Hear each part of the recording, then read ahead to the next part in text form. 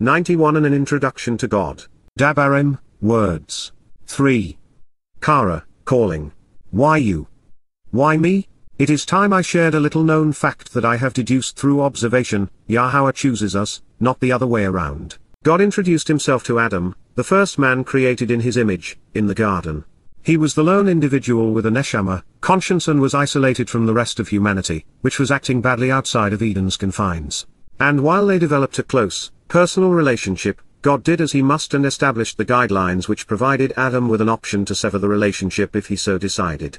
God would introduce himself to Noah 1,000 years thereafter. This man was distinguished from the rest of humanity scurrying about the shores of the Black and Caspian seas and along the Tigris and Euphrates rivers. He and his family had walked away from the first human civilizations.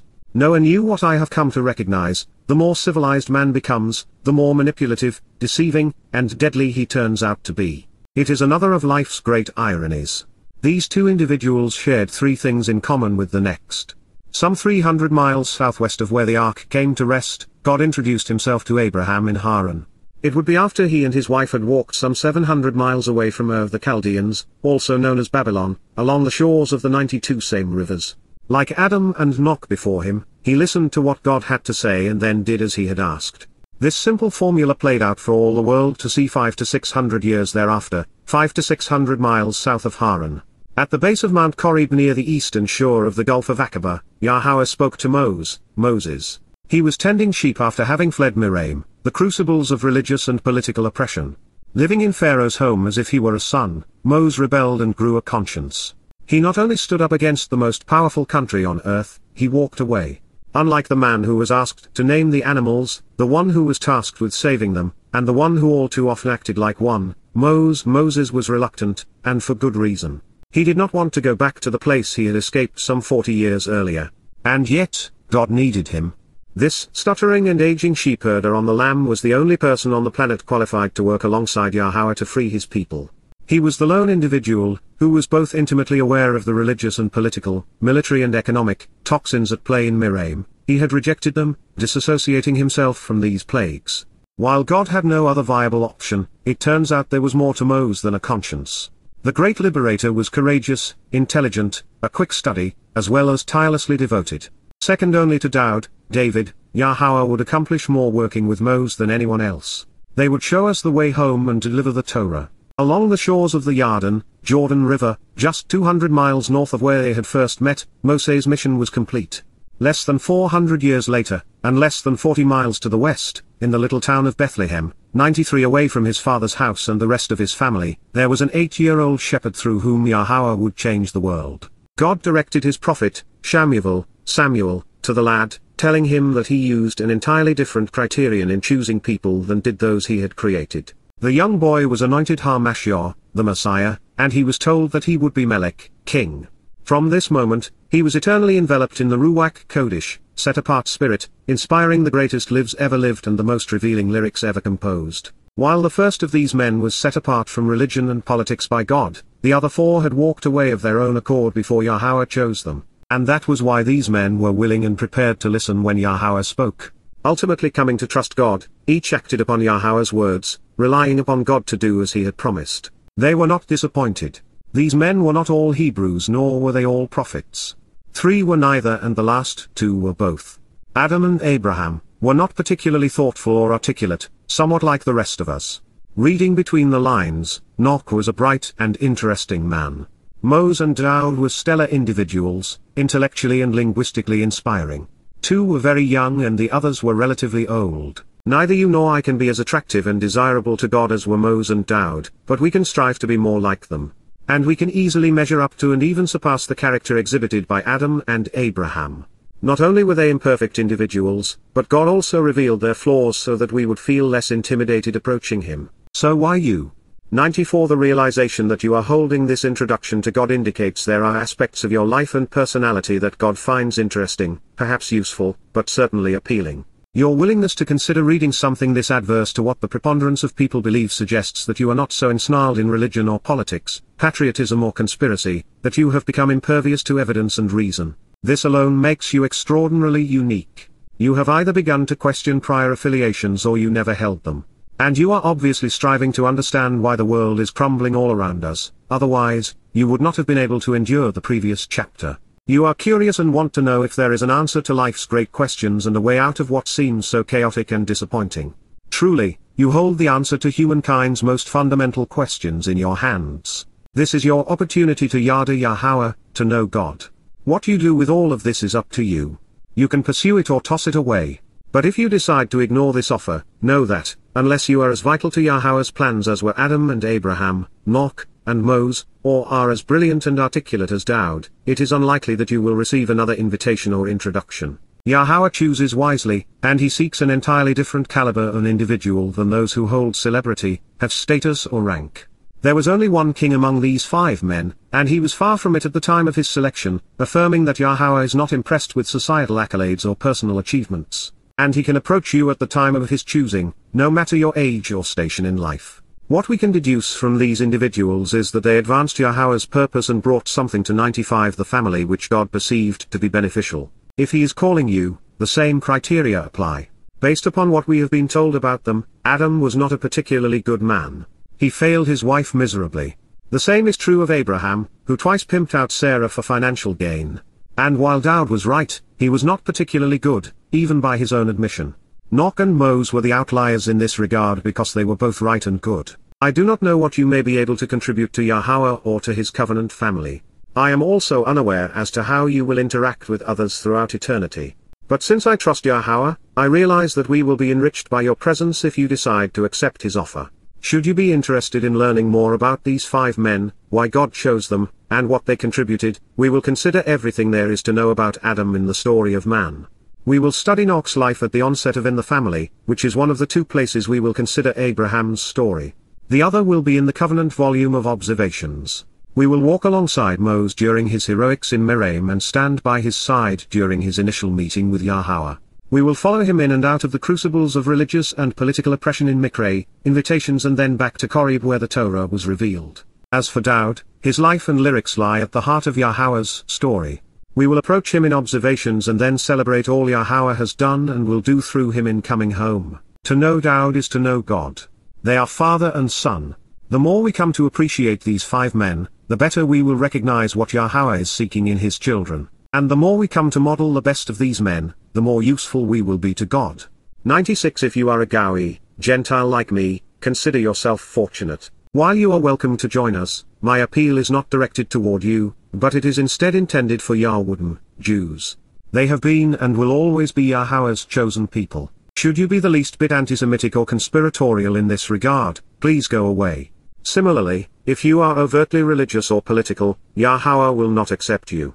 There is no place for you in his home or family. Be aware, God vowed to Abraham that he would resolve his relationship with Israel, and he never fails to honor a promise. The single most recurring theme throughout the prophets is the ultimate reconciliation of Israel and Yahweh with Yahowah, their God. We will detail this story in Mikre, invitations, Kazar, harvests, and Mode, appointments.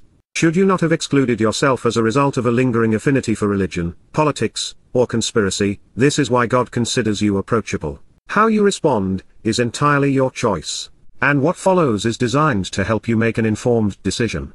My story is surprisingly similar to the others. Just as we learn something of Abraham's and Moses's lives before meeting Yahowah, there are parallels in mine that are pertinent to Yahowah's decision to deploy me in pursuit of you. Before I share these things with you, however, I'd like to provide some perspective.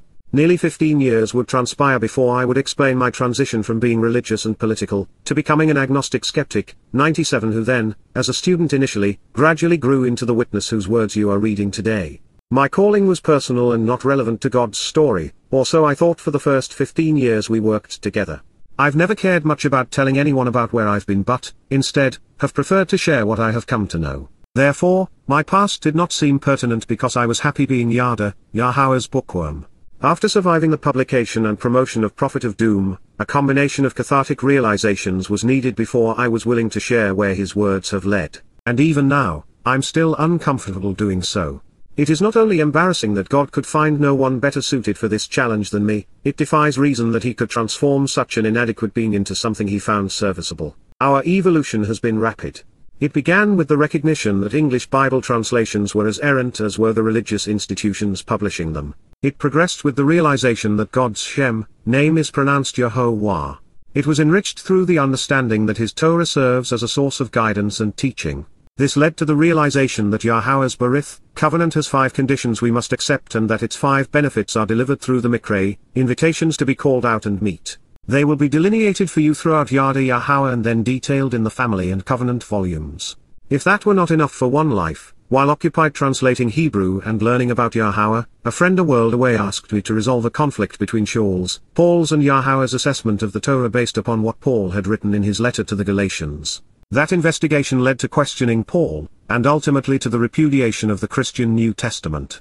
98 While processing those implications, and while disappointed in myself for having been misled, I began translating prophecies like those found in Shamuel, 2 Samuel 7, which we will soon consider. My perceptions were upended with the realization that the Son of God, the Messiah, and the one who is returning with Yahowah, is Dowd, David.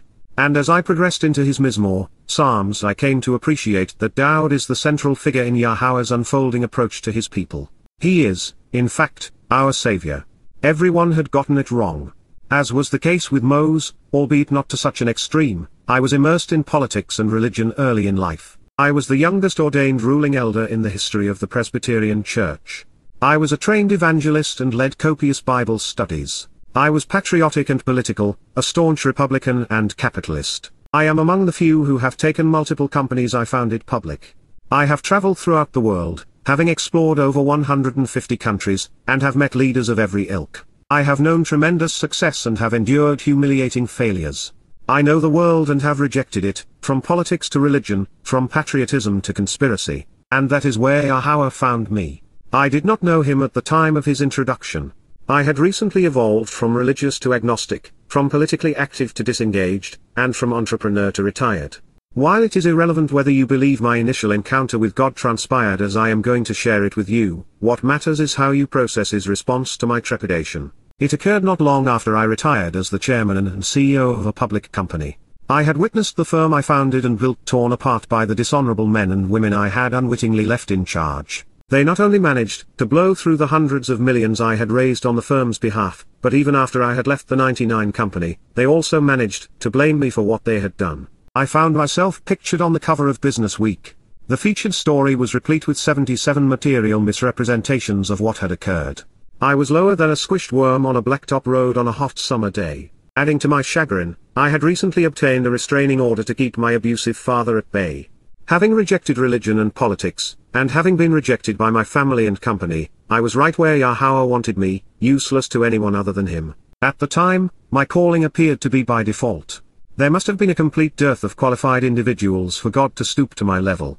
Turns out, no one else was willing to do what Yahowah wanted me to accomplish with him. At first, it appeared to be a death sentence since his initial goal was to expose and condemn Islam. As if I were competing for the title of the village idiot, I challenged the voice welling up within me, beginning by asking him to identify himself. After he told me that he was God, my retort was something stupid, like, "Now, I'm sorry, I don't think so. But since you are here and have my attention, what is it that you want?" He explained, and then I stated the obvious, "I'm not qualified, and your mission is suicidal." Evidently appreciating the fact that my assessments were valid, he encouraged me to negotiate, and asked me to tell him what assurances I would require for us to proceed. I had 3: protect my family, facilitate my understanding, and promote the result. His response was to accept those terms. After all, he had decided upon them 3,000 years prior to our conversation. He asked me to reach into my pocket and read what had been placed there. It was the 91st Psalm. The text had been ripped out of a book that showed up at my doorstep unsolicited earlier that day. I had tried to 100 read it, the first in the Left Behind series, but it was so poorly researched and written, I found it laughable, that is with the exception of the citation from the psalm. So, I tore it out of the book, placed the page in my pocket, and tossed the book away. The reason I have shared this personal experience is because the 91st Psalm inspires us to live like Moseh and Dowd.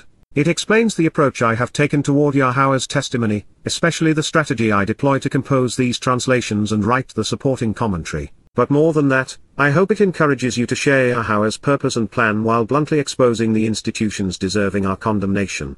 Each of us ascends the same path to Yah, and yet, we are unique individuals, bringing our own perspectives, attitudes, and aptitudes, as well as experiences and interests to his family. This is not a competition, the more the merrier. If everyone's relationship with Yah turns out to be as good as my own, I would be happy for you and for him. And should my interaction with God be appealing to you, the same opportunity awaits. What he has done with me and, more importantly, for me, he'll gladly do with and for you. It is the reason we are here sharing his story. The 91 Mizmor, Psalm begins by attributing the song to Dowd. This is a Mizmor, Song of Dowd, Mizmor la Dowd, lyrics sung by the Beloved. This introduction to the 91 Psalm is found in the copy of the text unearthed among the Dead Sea Scrolls but not in the Masoretic text, which serves as the basis of Christian and Jewish translations. It is important because no one in all of human history was more beloved by Yahowah. Dowd was the firstborn son of God. As the 101 Messiah, he not only vehemently opposed religious, political, and militaristic adversaries, he eloquently revealed how to properly observe Yahowah's Torah, teaching. Dowd is the most interesting man in the world. As we review the lyrics to his songs, we will soon recognize Dowd as the most insightful person in human history. I have come to appreciate him more than any other. And that's partly because I can relate to him. Like Dowd, I'm flawed, but also like Dowd, I've come to rely on Yahowah's words to think my way to appreciating all God has to offer. The most interesting aspect of this rascal's life is that, with all of his emotional misadventures, he is called Zardak, right by Yahowah. In this way, Dowd's life destroys the myth of Pauline Christianity, which states that the Torah cannot save but, instead, condemns. Paul opines that, if a person violates a single edict, they are guilty of violating every decree. That simply is not true. Dowd is living proof that it does not matter how many times or in how many ways a person runs afoul of Yahowah's directions, as long as he or she is right when it comes to the instructions and conditions of the covenant and answers the invitations. Rather than condemning an imperfect man, properly observing the Torah caused a flawed individual to be seen as perfect. I am unaware of any lesson more important than this one. It resonates throughout the Mizmor, lyrics of Dowd's songs, particularly the 119 where he provides 8 insights in association with each of the 22 Hebrew letters which comprise his father's Torah, teaching and guidance. The realization that the 91 Psalm was written by Dowd means that it was inspired by Yahowah.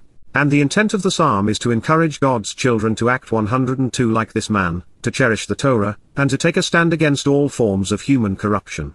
The lyrics of the 91 Mizmor, song commence with, He who dwells, Yasha'yah, he who lives is restored, within the sheltered covering, Bar Sether, in the protected place, of the Almighty, Eliyahu, of the Most High, from Allah, to withdraw, to ascend, and to meet the light, going up to visit the awe-inspiring one, gaining status and splendor, within the shadow and resulting image, Bar Tsel, in the likeness and resemblance, from Tselem, in the image created by the light in a lesser dimension as a result of being submerged in the protection and as successfully enlightened. Of the one who is sufficient, Shaddai, of the one who is capable and influential, providing whatever is needed to succeed, he will abide forever, remaining throughout the darkest hours, Luin, he will continue to endure, even through the time of ignorance, living through the night preceding the arrival of the light. The rare hit pale stem expresses the bringing about of a state or condition whereby the subject, Shaddai, is putting the responding object into action in such a way that he is absolved from and unaffected by all societal influences, while the imperfect conjugation speaks of unfolding results over time. Mizmor, lyrics, Psalm 91:1.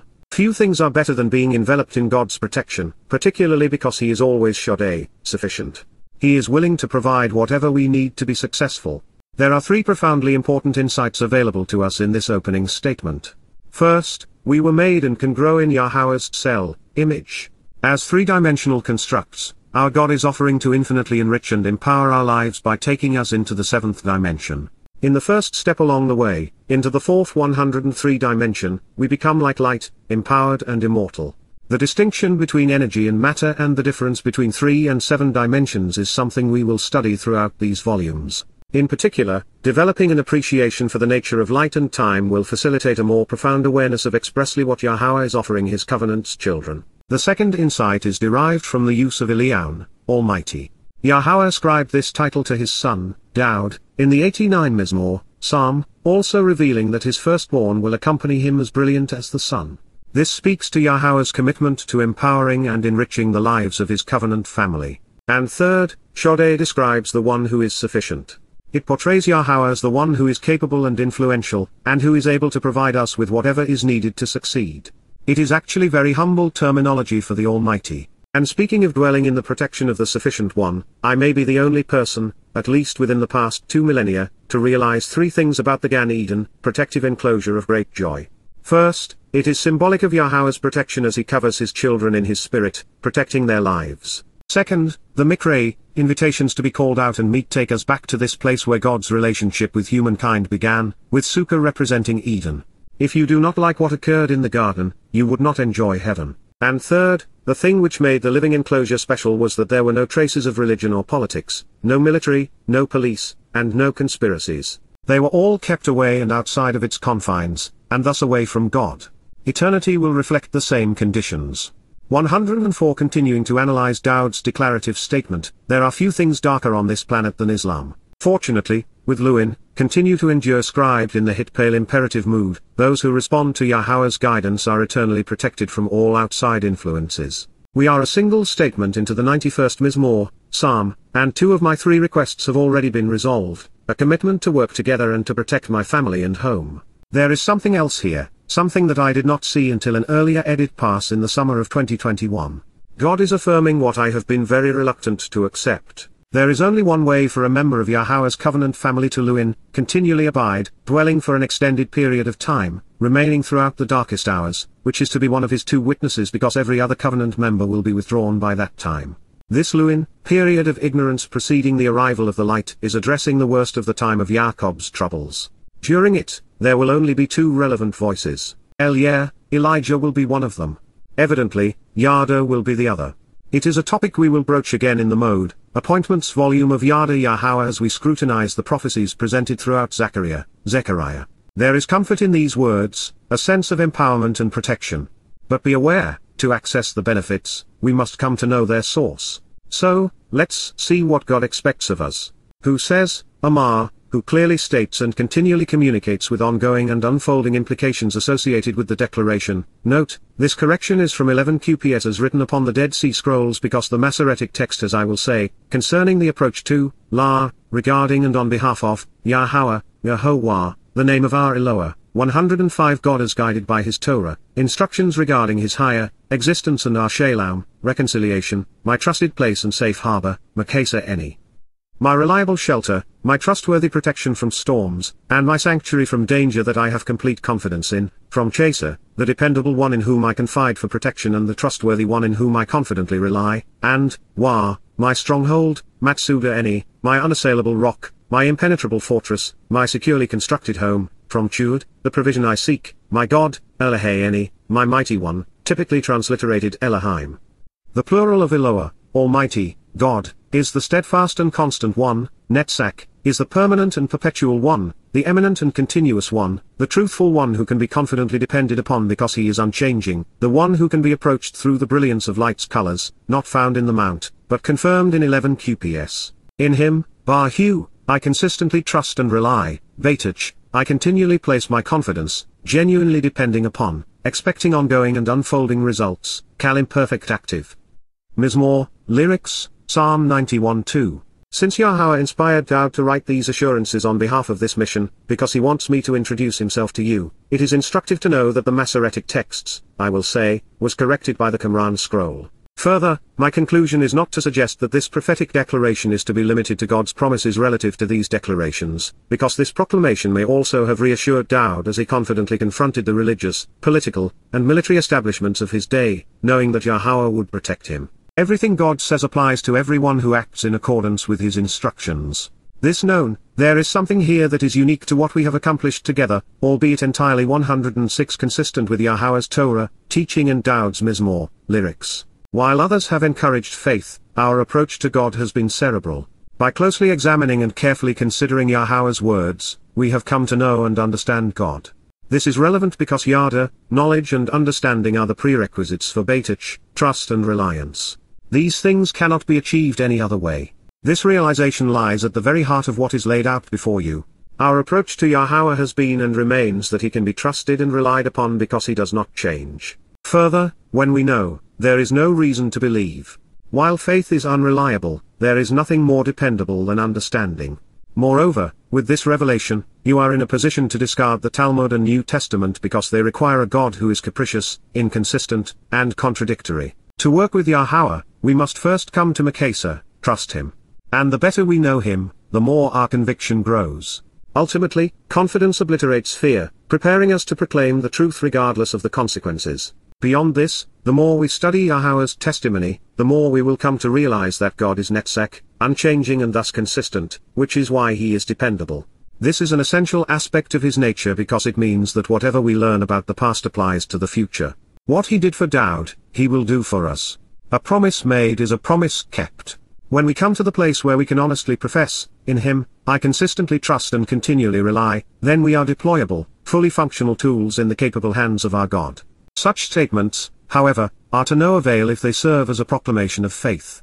It is only 107 when our confidence and dependence is predicated upon knowledge and understanding that we become useful. In Dowd's next statement, by using otter, you, singular masculine, rather than any, me, it becomes obvious that the Messiah is speaking of another and not himself. Surely, this is trustworthy and dependable, he, Hugh, himself, will defend and deliver you, Natzel otter, he will spare and save you, draw you out of and take you away, rescue you by snatching you, with the hyphal stem the subject, God, enables the object, you, to participate in the action, which is being delivered from danger while the imperfect, denotes the ongoing and unfolding ramifications, from, the contrived plots and entrapment leading to being under the influence of the false narratives, pok, that which snares and traps the unwary and is designed to confine and control unsuspecting prey, from pakik, to ensnare and patchta, fearsome acts perpetrated by reckless and unstable leaders and depraved, overtly jealous religious terrorists, of those who bait their traps, luring in their prey, yakush, of fowlers, those who seek to entice, catch,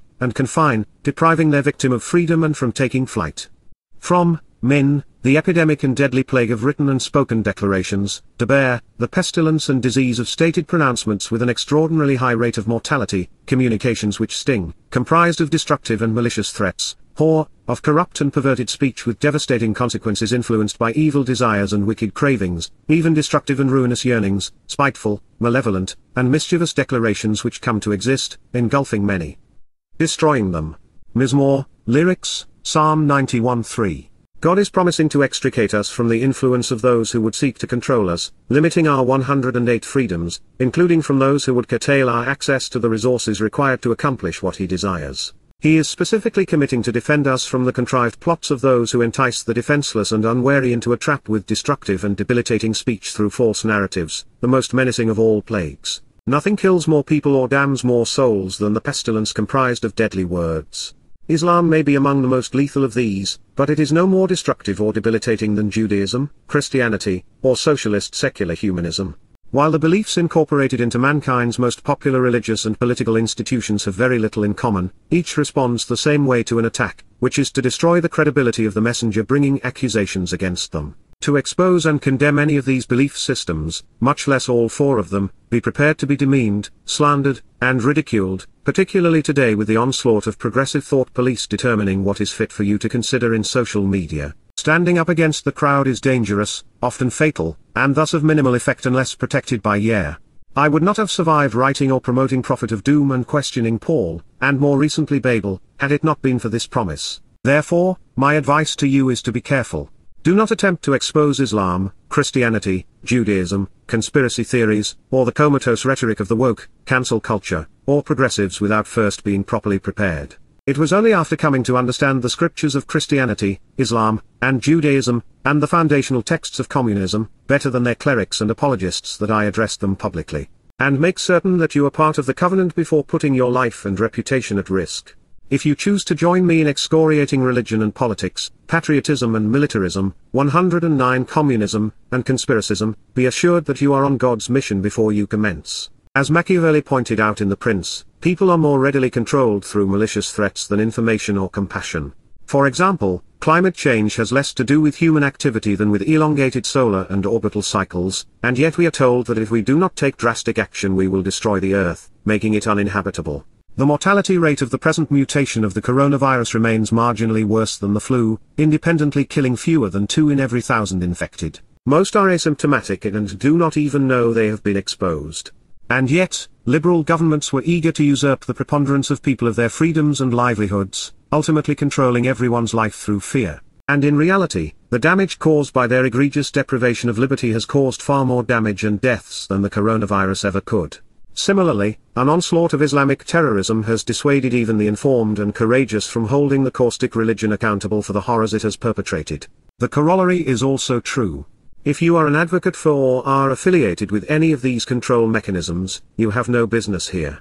With by or in his wing, Ebrahu, his protective pinions and feathers for flight, from Obar, with the ability to take flight and soar upward ascending to the heavens. Note, Ebra conveys a feminine aspect of Yahweh's nature. He will cover you, shielding you from attack, and clothe you in a way which promotes your growth. Sakak Lata. He will overshadow you, directly and indirectly providing a suitable defense from attackers, a barricade that makes you inaccessible. Forming the protective structure by weaving together the threads in the fabric to bring you together with him. Hyphal imperfect. 110 God is empowering those he is assisting such that they are participating in this relationship and so that the results are ongoing, unfolding throughout time.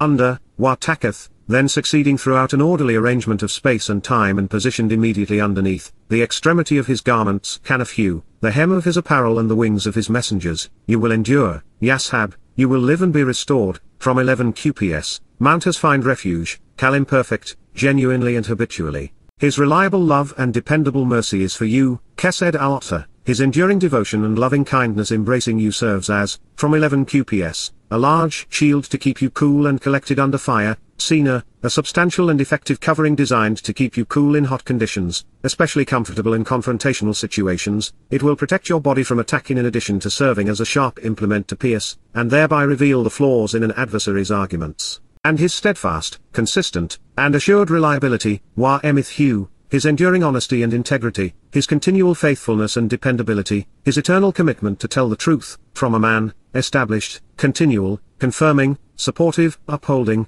and nourishing trustworthy pillars of the doorway which are firm, confirmed, credible, and enduring, from 11 QPS, is a valuable defense, Sakora, a profitable rampart and bulwark, a beneficial defensive wall that protects, a worthy and lucrative vessel to travel about and conduct business in.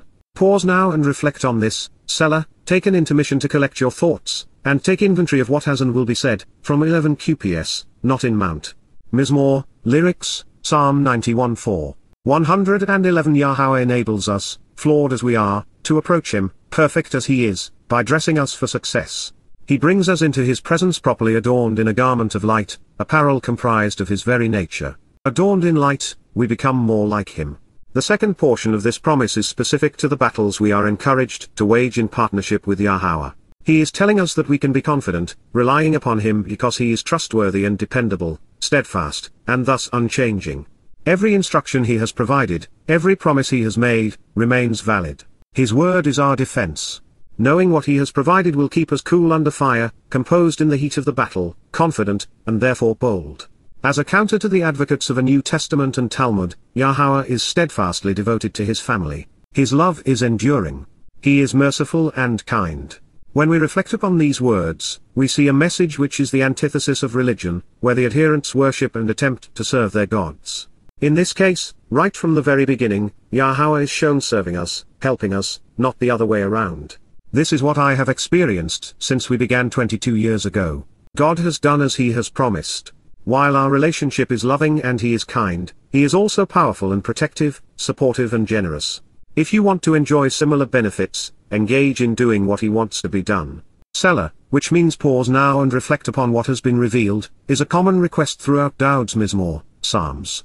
We have been introduced to some transformational insights capable of enriching our lives should we choose to rely upon them. 112 Affirming our previous conclusion, Yahweh inspired his beloved to sing. You should not ever be in awe of or concerned about, neither fearing nor revering, you should not respect or dread, you should never afford honor or status to, be frightened or intimidated by, any aspect of, because of or as a result of, terrorism, never dreading this darkness, Pochod Layla, terrorists who seek to elicit fear during the darkest hours, impending trouble that causes others in the absence of light to be distressed and to cower, or be concerned about, a projectile which is shot, shays a weapon, a missile or arrow which is shot, from chatsats, that which divides, which cuts off, and which separates into two distinct camps, flying, airborne, from UWR, as a result of depraved perversions and distortions brandished by those who prostrate themselves based upon that which twists and distorts, by day, Yaum, Mizmor, Psalm 91:5, neither the contagious plague, Kiteb, the infectious and fatal pandemic. the destructive and ruinous state which separates and destroys, from kot, of the lowly and little, pertaining to a brief period of time, and katal, leading to slaughter, ravaging, robbing, and ransacking, shadad, marauding, looting, plundering, ruining, devastating, and destroying, from shod, to violently oppress and plunder, at midday, Zaharem, when the sun is highest in the sky, noontime, nor the pestilence of sickening words, Dabar, the deadly diatribe which prods and stings, the malignant and maligning statements, the written and verbal assault on mortality, that travels about, Holok, that walks on a journey from one place to another, among the unenlightened, Bar Opal, in the darkness, unable to see or respond. Mizmor, lyrics, Psalm 91:6. This was comforting considering that I was initially tasked with exposing and condemning the religion 113 responsible for well over 90% of the world's most ruthless terrorist attacks and one bent upon firing projectiles at all who do not capitulate. As for raiding and ravaging, consider what Islam has done to Iran, Iraq, Afghanistan, Saudi Arabia, Yemen, Somalia, Sudan, Syria, Lebanon, Turkey, Libya, Algeria, and Gaza, et al. The Islamic era began when a dozen pagans declared war against all mankind on behalf of Muhammad. Its first official act was a brutal robbery of civilians. The Quran's 8th surah, appropriately named, Stealing is Lawful and Good, explains that Muhammad, leading a gang of thugs, sought to rob a group of merchants from his hometown, ultimately kidnapping some, torturing, killing, and mutilating others. Islam was conceived as a criminal enterprise. It grew through terror, with the first Muslims conducting 75 armed attacks against civilians over the religion's first 10 years. By citing Muhammad's words and deeds as they are chronicled in the 5 oldest and most credible Islamic sources, including the Quran, I was able to demonstrate that all good Muslims are terrorists. Multiculturalists would demean such statements, dismissing them as Islamophobic. But the opposite is true, as is the case with most things promoted by the politically correct. No one who fears Islam would dare criticize it. Muslims routinely terrorize those with the courage and compassion to tell the truth about their reprehensible religion. The Quran's 9th surah is undeniable in this regard. It irrefutably states that any Muslim who fails to engage in jihad, which is defined as fighting to the death with every weapon at one's disposal, becomes a hypocrite. Allah orders good jihadist Muslims to kill these peaceful apostates so that he can personally attend to their tortures in hell. As a result, Islamic terrorists are not extremists or 114 radicals but, instead, fundamentalists following Muhammad's example and Allah's orders. Peaceful and moderate individuals who refer to themselves as Muslims are hypocrites, pretenders and charlatans, and thus do not represent the religion of Islam as presented in the Quran. Therefore, to properly associate Islamic terrorism with Islam, one cannot be an Islamophobe. Those advocating the truth can neither fear nor dread the maniacal nature of the religion, just as Yahowah has stated. We should never lose sight of the fact that religions are deadly and debilitating affairs which strive to control through fear. The stakes are high, the consequences are extreme. 1,000, wa elif, a large number, will fall, prostrating themselves, and even die being cast down, nafal, will attack and collapse, be diminished, bowing down, and then cast down while seeking to conquer and oppress, kal imperfect active, some away from your proximity and others at your side, min zardotta, as your adversaries trying to trap and control you, and, wa, many thousands more, elif wa rababa, thousands upon thousands, perhaps 10,000 thousands or 10 million, as a result of, min. Your right hand and influence, Yamin, turning to the right to gain perspective, looking at the Middle East from America, and turning to the south toward the sea, and thus contemplating the religion of these Gentiles, but this will not prevail against you, lo takar, it will not strike you, neither blasting nor blowing you away nor lo makats, smite you or pierce you, causing neither a contusion nor wound upon you, from one kesa, mounters will not come near you. Mizmor, lyrics, Psalm 91:7. The opening statement serves as a direct reference to Islam, with prostration prayer being the signature move of 115 the religion. Throughout the world, Muslims facing the black stone in the Kaaba, now in Mecca, but formerly in Petra, are bowing down to their demonic god. But let's not lose sight of the fact that they are also killing, abusing, and enslaving countless civilians between prostrations. The second clause could be an artifact of Prophet of Doom or questioning Paul, because both Islam and Christianity were impugned by the words scribed by my right hand. And yet, since Benjamin is the name of the tribe associated with Shaul, Paul, this may be an explicit reference to Christian casualties, especially those who have been slaughtered by jihadists. It may even address the ongoing Christian abuse of Jews. But either way, the result is the same. Muslims enraged by the Quranic portrayal of Muhammad in Prophet of Doom will be kept at bay, unable to approach me, trap me, or control me. And although the Islamic assault on Christians and other non-Muslims worldwide has blighted millions, jihadists will never strike or smite anyone protected by Yah. Further, by exposing and condemning Islam and Pauline Christianity, I am protecting Yahweh's beloved flock. This wasn't, however, what I was concerned about. I had only asked for my home to be safe and for my family to be protected. That said, it is reasonable for Yahweh to defend anyone willing to confront a violent religion on behalf of his people. So is the case with everything associated with God. He provided more than I requested. Before we move on, and based upon what we have learned, this statement also seems to be indicative of the scene before the final two witnesses. During the time of Jacob's troubles, those who challenge Yahweh's message will not survive the debate.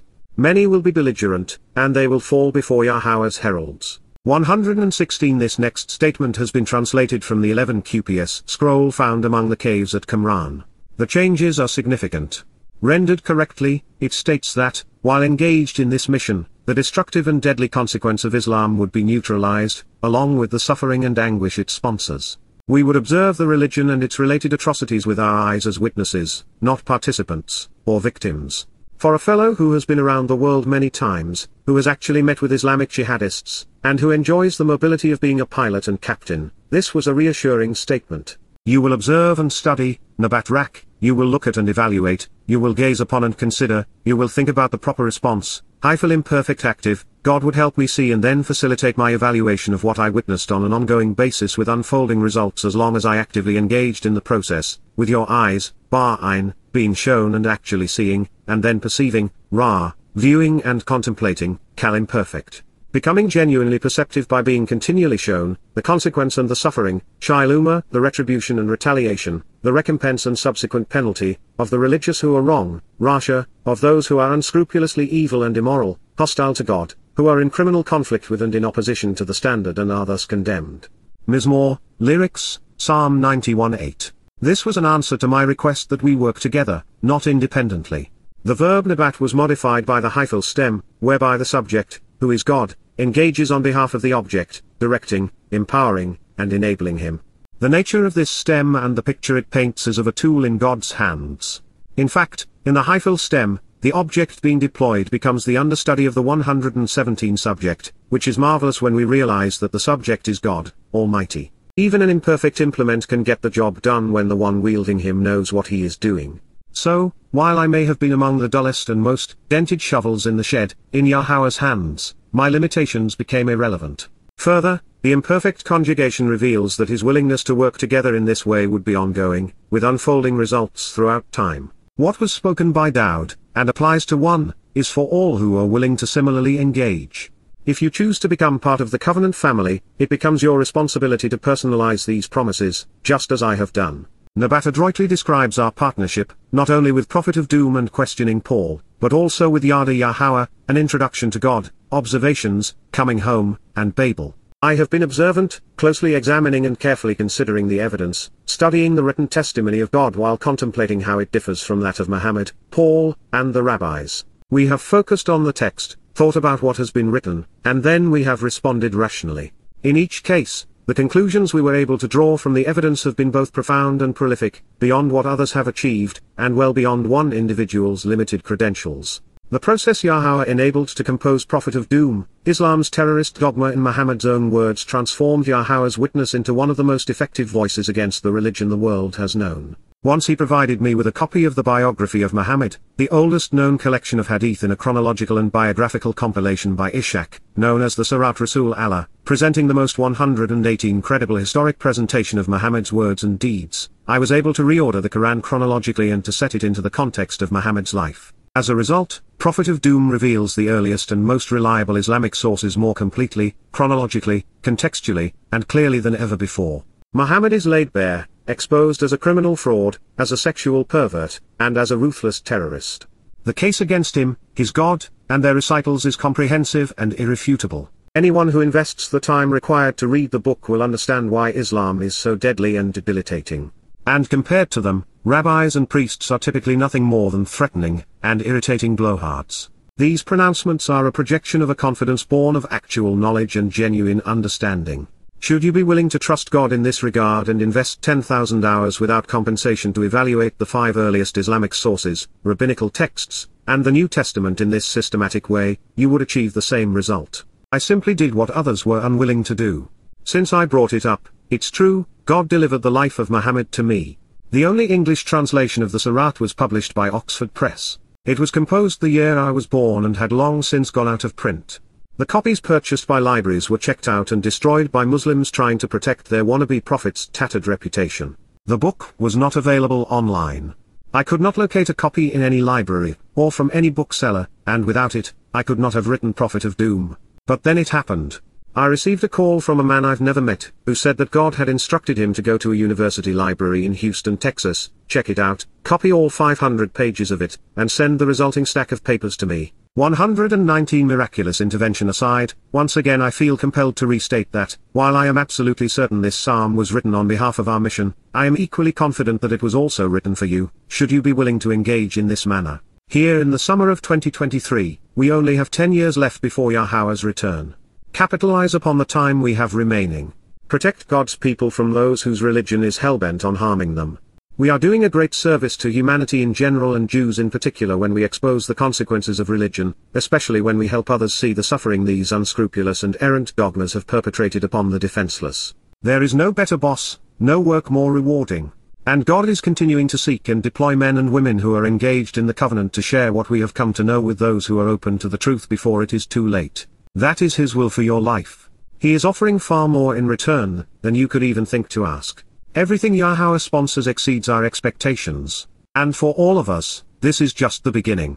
Because you, KY, for yes indeed, truly and surely, Yahowah, accurately transliterating the name Yahowah, our Eloah, God as guided by His Torah, instructions regarding His higher existence and our Shalom, reconciliation, have evoked certainty, appointing by invitation while making available, Qara as the foremost authority you have called out and cited the following action in support of your arguments to convince and make the listener feel certain, putting into effect and placing it before us.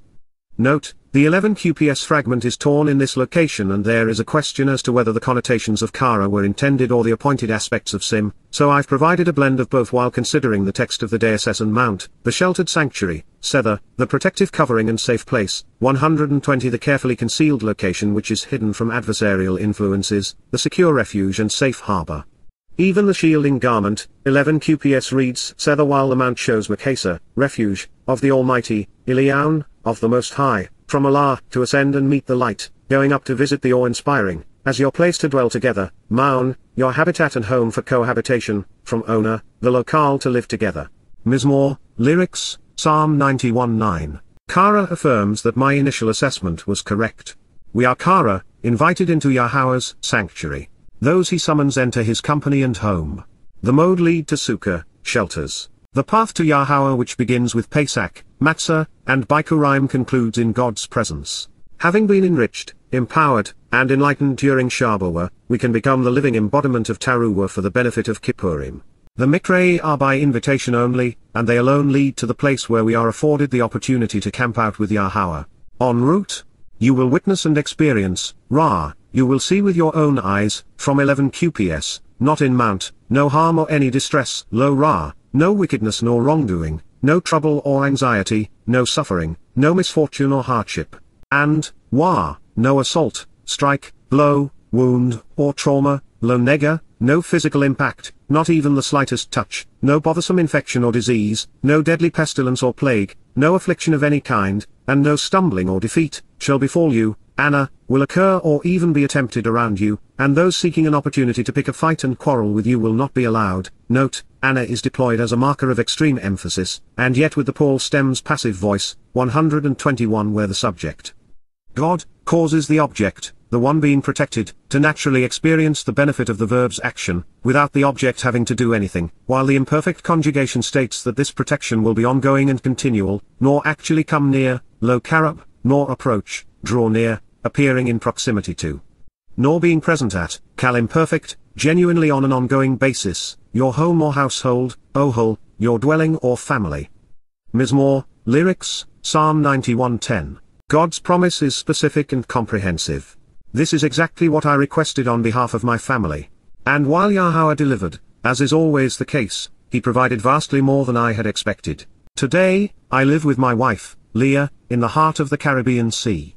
It is the perfect oasis to translate Yahweh's words, compose these thoughts regarding the Almighty, and share what can be learned from the Torah and prophets. We live under Yahweh's protective watch, inspired by his enlightening spirit, and empowered by his magnificent nature.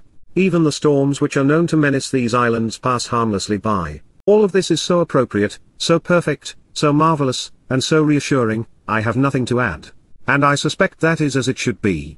After all, in the Paul stem and passive voice, this was, and continues to be, all God's doing. And he is doing all of this for you.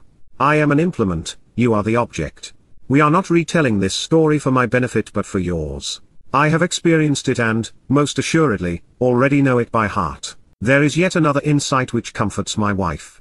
Yahweh directs his malach, spiritual implements to protect those who work with him on behalf of his people. From God's perspective, your soul is worth the effort.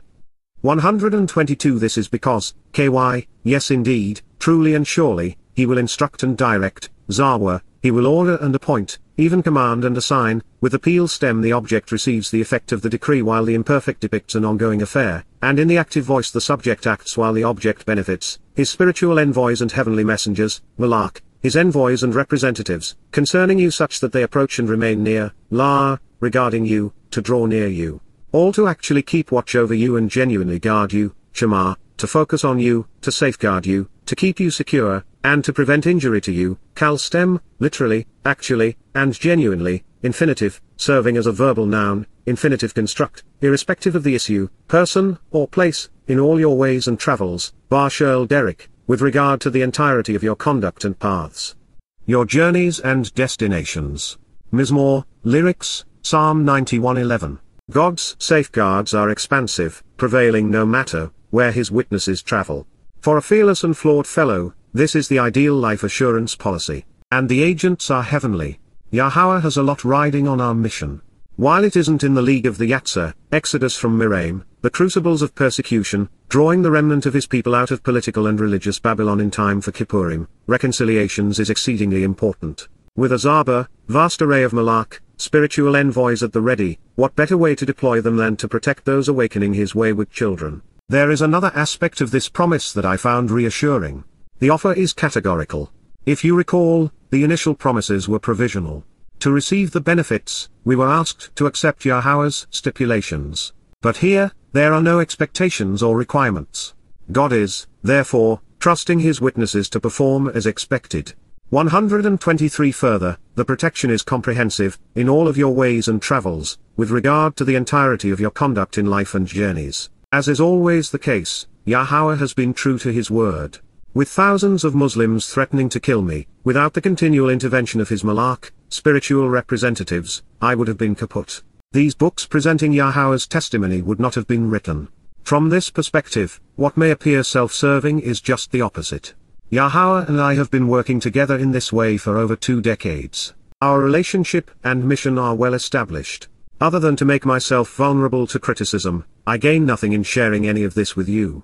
It is easier to be anonymous. But that is not what Yahweh wants. To reach his people and to awaken them, to call his stubborn family out of Babylon in anticipation that they will return prior to the day of reconciliations in 2033, God wants our relationship known such that his people will listen. And that is why it is instructive for you to know how we met, what I requested, how he responded, what has been written, and then what transpired from that Towrah encounter in 2001. Upon the open palm of their hands, Al-Kaf, upon the open hands of the malach, spiritual envoys, I will have them actually and continually lift you up, Nasa'ata, I will have them habitually raise you, genuinely bearing you, while actively carrying you on an ongoing basis, Kalimperfect paragogic active, preventing, pen, to avoid any apprehension and to remove any possibility of, you from stumbling by being tripped up, Nagafbar, you from being afflicted, being hit, beaten, or defeated, Kalimperfect active. In your stance, or throughout your journey of exploration, Regal your footsteps or walk, from Ragel, your examination and investigation to gain information so as to teach others to walk, against 124 that which has been established and set in stone, Ha-Eben, against a rock or stone, against that which is built and constructed, that which is hard in the natural order, and impenetrable, from Banar, that which is built and established. Mizmor, lyrics, Psalm 91:12. In each instance, you remain singular and masculine, not plural. This psalm was composed for either one individual, or for us individually. It is Yahweh's prerogative to work through one person at a time, although to do so, he must provide the necessary support, as he did for Moseh and Dowd, and as he has done for me. God has a family. He not only forms a one-on-one relationship with each of us, making all of this very personal, but he also brings us together to work as a team. An ebon stone, indeed. The first 3 chapters of the 2-volume of An Introduction to God, Mitzvah Instructions, are presented separately in a short book entitled, Written in Stone. It was among the first books we published and served as the incentive to make every volume available in every possible format. Further, Allah is a rock idol. Muhammad's alter ego was projected upon the black stone of the Kaaba, which itself was a rock pile devoted to rock gods. From a broader perspective, the stance we take on behalf of Yahweh against religion is unpopular and almost always challenged. After encountering countless people over the past 22 years, I've never had anyone catch me off guard or trip me up, even over the course of 10,000 talk radio interviews. As spiritual creatures dealing with a physical being, the Malak are not actually being asked to levitate those engaged in Yahweh's mission. They are instead being commissioned to keep us from falling victim to those who oppose God's message, lifting us above the fray, and 125 thereby insulating us from malicious slander. They are setting aside the man-made barriers designed to deter us. Likewise, other than the enticing allusion to Allah, this stone is not meant to be seen as simply a rock. I suspect that it represents the natural order of things, the edifices built by man, and the otherwise impenetrable obstacles that would censure our message. This symbolic understanding is advanced by the fact that regal, footing and stance is based upon the verb, ragal, which speaks of a journey of exploration, to investigate, going out to discover information which can be used to assail the reputation of slanderers, while teaching others to walk. On the surface, we see a wonderful picture of God's spiritual representatives being instructed to lift us up so that we do not stumble, and so that neither our feet nor our stance is tripped up. But when we look to the verbal root of regal and see ragal, we discover Yah's representatives are being sanctioned to facilitate our exploration and investigation of mankind's most deceitful, destructive, deadly, and damning religious schemes. At the same time, they are also being commissioned to remove every meaningful obstacle along our way so that we are never harmed or detoured. Since criticizing a religion as evil and vicious as Islam puts the messenger in harm's way, Yahweh promises to protect his witnesses. And keep in mind, while they don't use them anymore, Christians deployed the most perverse implements of torture ever conceived to dissuade critics far less caustic to their religion than I have been. And rabbis aren't known to be passive either. Therefore, you will set out to take aim against, you will go out to originate a straightforward and linear case against, and along the way you will walk over, put down, and press your case against, taking a path whereby you will set your foot upon, imperfect active, 126 the horned viper and venomous serpent who twists and perverts, Phaethon, the perverse and poisonous snake, the one who deviates from the standard by twisting it, akin to Pathal, a shrewd, crooked, and wily individual who struggles in hostile opposition, in a tortuous and unsavory fashion, twisting and turning to gain the favor of another, relying upon the naivete of his audience, the serpent of the sea, Tanim, the monstrous beast of the sea, read, Satan's influence and stature within the Gentile religious and political establishments, from 11 QPS, Mount as lion, to aggressively stomp upon the creeping nature, Ramas, to tread and trample upon. Impairing the oppressive nature while finishing the mission and completing the assault against the harmful and destructive conquests, of the ultimate cover-up, the whitewashing and appeasement, the money-making schemes which include bribes and ransoms, even a price paid to live, Kafir, of the aggressive adolescent lion, from either Kafir, the ultimate cover-up, whitewashing, appeasement, and purge or kofar, a profitable scheme which includes bribes and ransoms, where there is a price paid to live, of the horned and venomous serpent, the shrewd and corrupting opposition, Phaethon, of the viper who twists and perverts, the one who deviates from the standard by twisting it. Mizmor, lyrics, Psalm 91:13. The Phaethon and Tanim are devilish metaphors because the lord of religion was modeled after Satan, particularly in Islam, but the serpent is also the Lord God of Christianity. Illuminating the nature of this satanic metaphor, we read in Bersith, in the beginning, Genesis 3:1.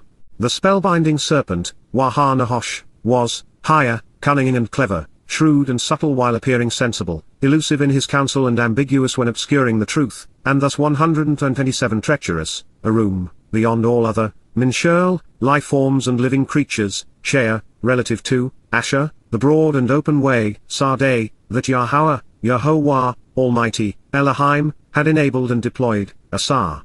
Then in Yasha'yah, Isaiah 27:1, we find, in this day, Yahowah, Yahowah, will hold accountable as a means of reckoning, Pakad, over and against, Al, the cruel and unyielding, difficult and perplexing, Parkasha, the strangely astonishing and remarkably important, the spatially and dimensionally elevated, the great and powerful, overwhelmingly exalted and self-promoting, Hagadal, tremendously severe, stormy, and militant enabler of empowered leaders as the emboldened, Waha Chazak, Leviathan Loitan, a serpentine whore joining and uniting, from Lower, to join in and attend to borrow and to lend, Loi, to join and unite, and Tan, a large snake and Tana, repeating the tale of engaging a prostitute for lamentable favors, the hissing and spellbinding serpent, venomous viper, and enchanting snake, Nahosh, the cold-blooded reptile engaged in divination, supernatural signs, and fortune-telling, who is trying to slip away and flee, who is an injurious fugitive, Bariach.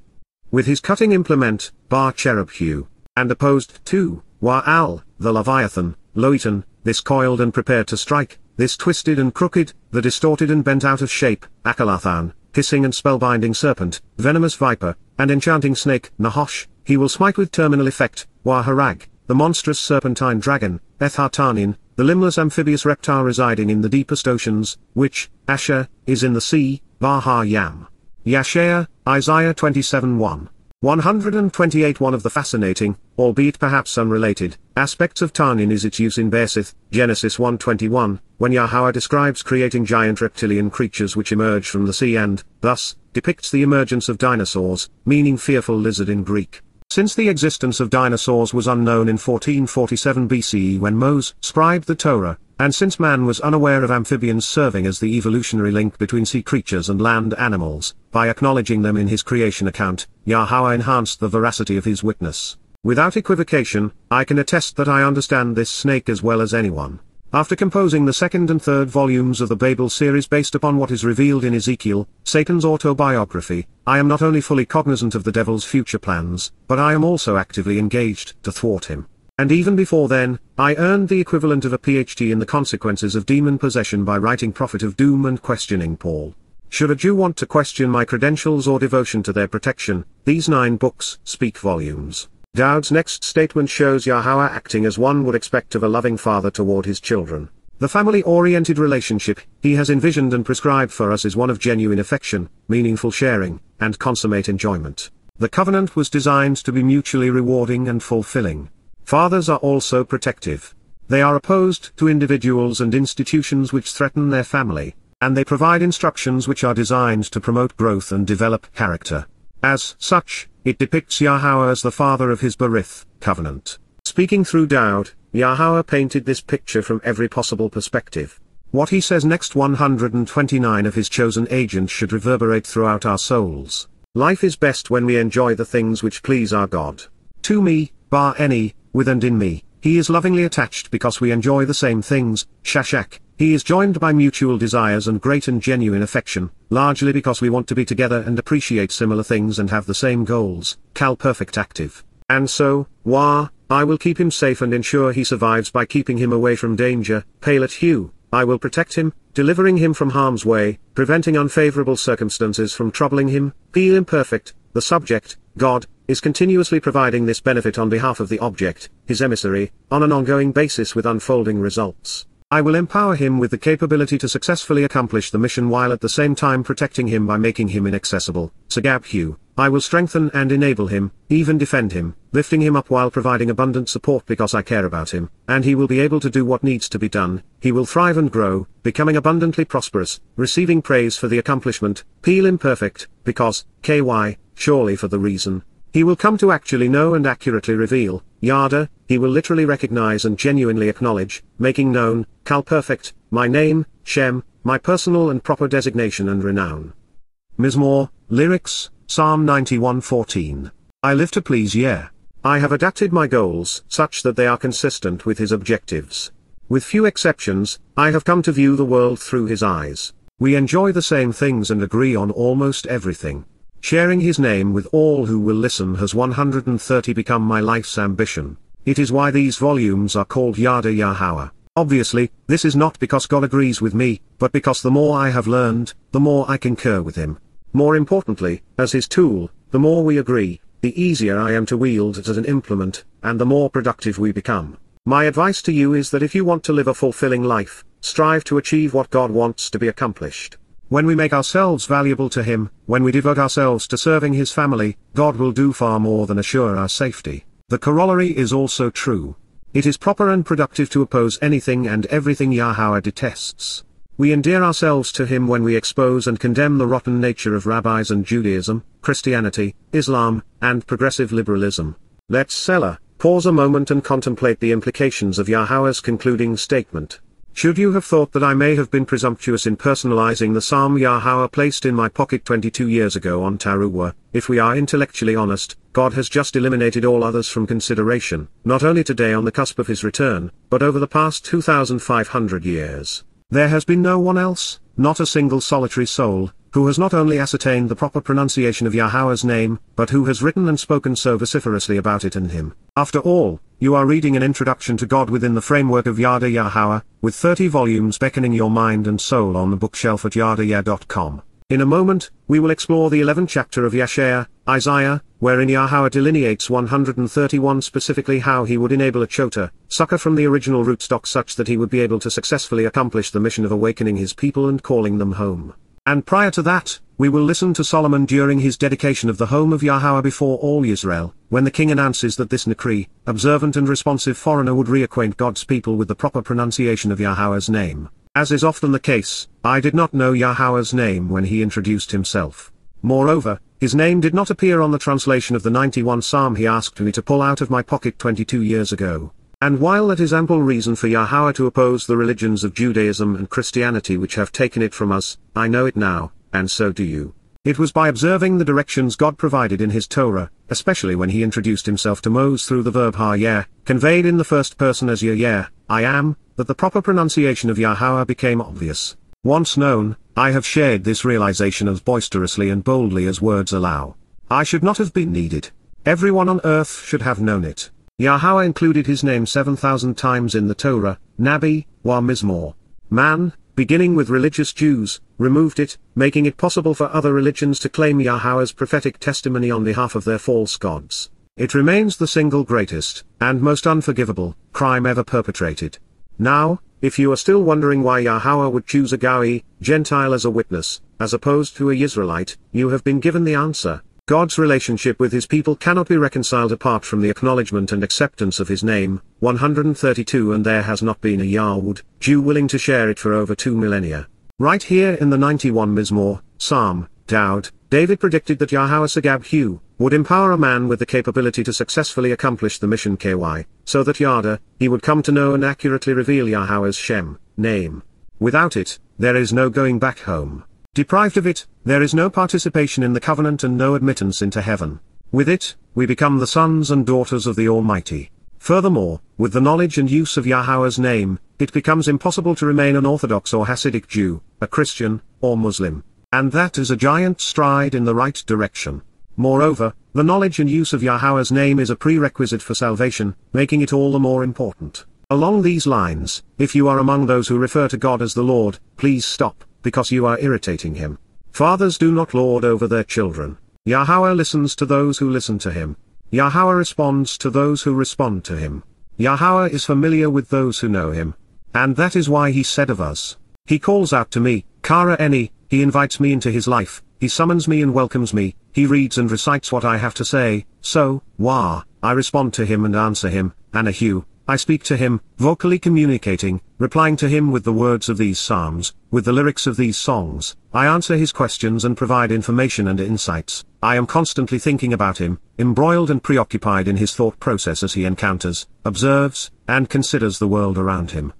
Cal imperfect. 133 Moreover, I will be together with Him, Huim eni, I will accompany Him, associated in a relationship with Him, against the vexing adversary, Barzara, against the aggravating rival, the annoying and adversarial antagonist, in opposition to the one who troubles and confines, seeking to besiege and oppress, diminish and discredit. I will equip him and prepare him, Shalat's hue, I will arm him for the confrontation, empowering and invigorating him, P imperfect, and, I will value and honor him as being especially significant and important, promoting him, Kebed hue, I will greatly enhance his status, abundantly enriching him, even causing him to become wealthy, while making him the antithesis of lowly and little, aka, the opposite of Paulos, meaning lowly and little in Latin, P imperfect active, the subject, who is God.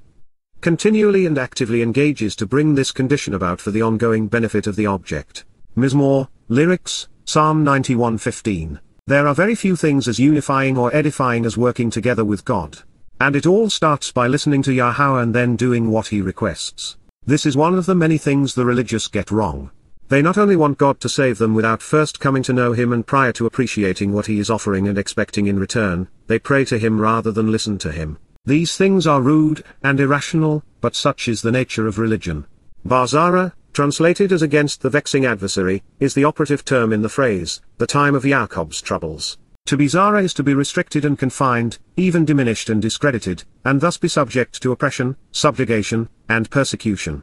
For God to ally with his witness during this time and against this adversary, means that he is committed to protecting 134 him from Satan in his mission to expose and condemn the religions of Islam, Christianity, and Judaism, and also that he plans to deploy him during the time of Jacob's troubles. Yahweh shalats, equips and prepares his children so that we are able to overcome adversity and achieve the desired results.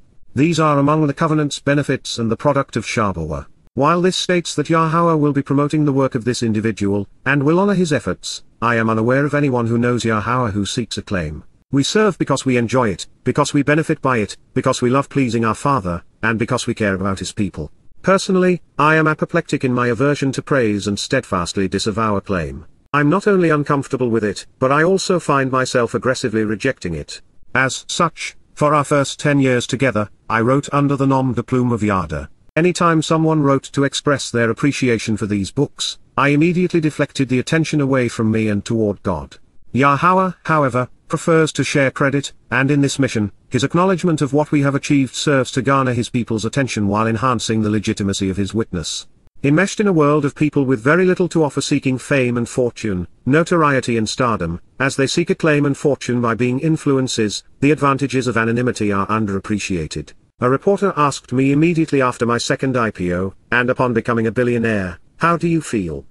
I answered, "Vulnerable." A man is never more susceptible to failure than he is at the moment of his greatest achievement. Over the course of a day, I had gone from someone few knew to being plastered on the front pages of newspapers and 135 magazines. Whatever desire I had for privacy was gone, my words were scrutinized, and people who had no concept of what I valued, desired, thought, or sought to achieve, were projecting all manner of false accusations, all too often born out of jealousy. Fame is the cocaine of the insecure and anathema to those who are comfortable and confident in their own skin.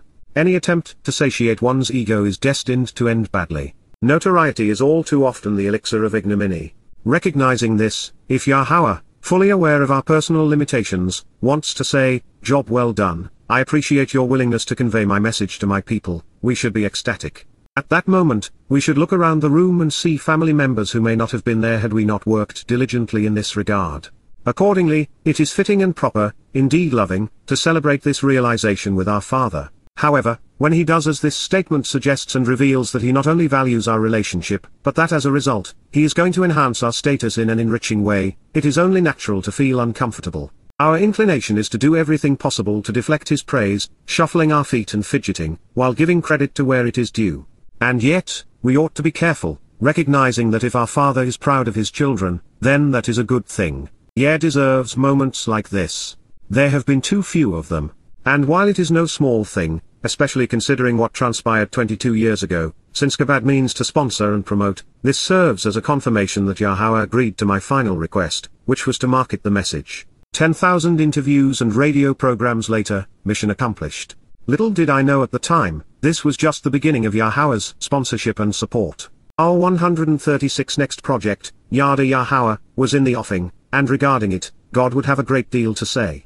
Our relationship has become important to him because his people matter to him. He did not speak of me for my sake but for yours.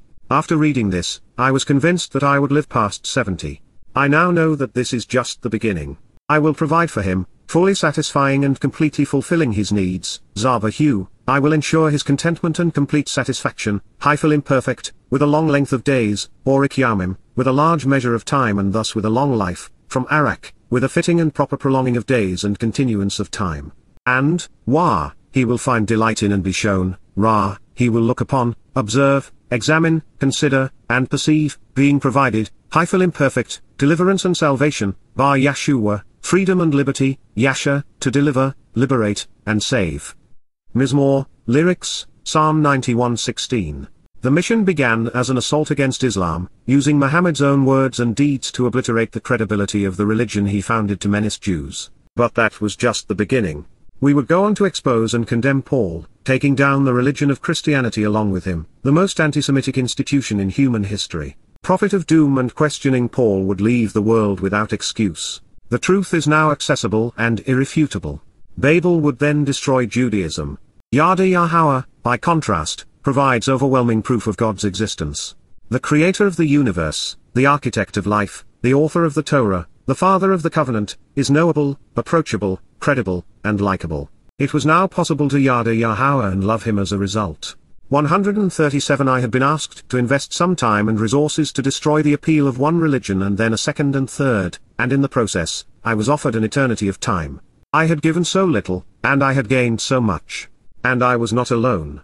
Thousands of people, perhaps more, will be returning with us.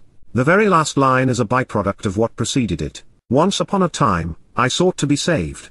It was all that mattered. Now it is the least of my concerns. Today, as it has been for all of these past 22 years, my focus is on the relationship. That is what matters. It is what I enjoy. And the same is true for I have been saved for one reason and one reason alone, so that we can spend an eternity learning and laughing, walking and talking, together. This same opportunity is available to you. There is an additional possibility, another interpretation of the concluding statement, worthy of consideration. Having come to know Yahowah, I realize that Dowd is the Passover lamb.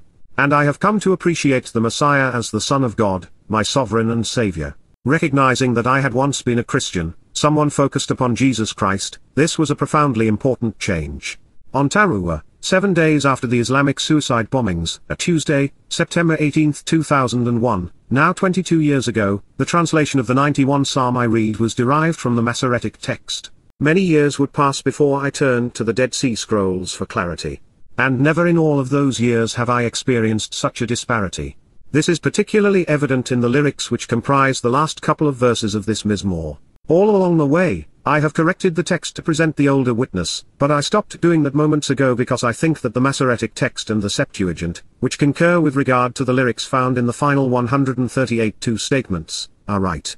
These words spoke to me then, and they resonate even more resoundingly today. So that you know, here is the conclusion of the psalm as recorded by an Essene in Qumran sometime before 70 CE, because you delight and find enjoyment in Yahowah, he will rescue you, and he will keep you safe and secure. Then he will show you his victory. Pause and reflect on this. It is true and sure. Selah. Yes, that is true, as well. But our mission has not been to save me but, instead, to promote Yahowah so that others might be saved. This was just the beginning of our relationship. It has grown exponentially since that time. I am still celebrating Towrah as if it is my life's calling. It has been a gradual progression. Over time, I came to know Yahowah's name, understand the instructive terms of the covenant relationship, and learned to appreciate the purpose of his invitations. After being schooled by the Torah and being enlightened by the prophets, I realized that the Christian New Testament was neither inspired nor valid. Discovering just how much God despised Paul, the father of the faith, was initially cathartic and now comforting. The most therapeutic change came when dealing with Yahowah's position on Dowd, David. It was so transformational and impactful. I'd like to share the prophecy, which was the first I analyzed, and the one I have returned to translate more than any other. Had it not been for the discovery that every English Bible errantly translated Asher in the text of Shamuel, 2 Samuel 7:14, I would not have written Yada Yahowah. 139 Trying to assess what else these publishers got wrong became my passion. I found the truth infinitely superior to their deceptions and developed an insatiable appetite to learn. Building upon what I discovered in 2001 regarding Shamuel, 2 Samuel 7:14 has become the driving force of my life. And therefore, to understand why me, we must listen to Shamuel to ascertain why Dowd. This sweeping prophecy opens with Yahowah speaking to Dowd and then it concludes with God addressing his son once again. In the middle, Yahowah speaks to us of Dowd.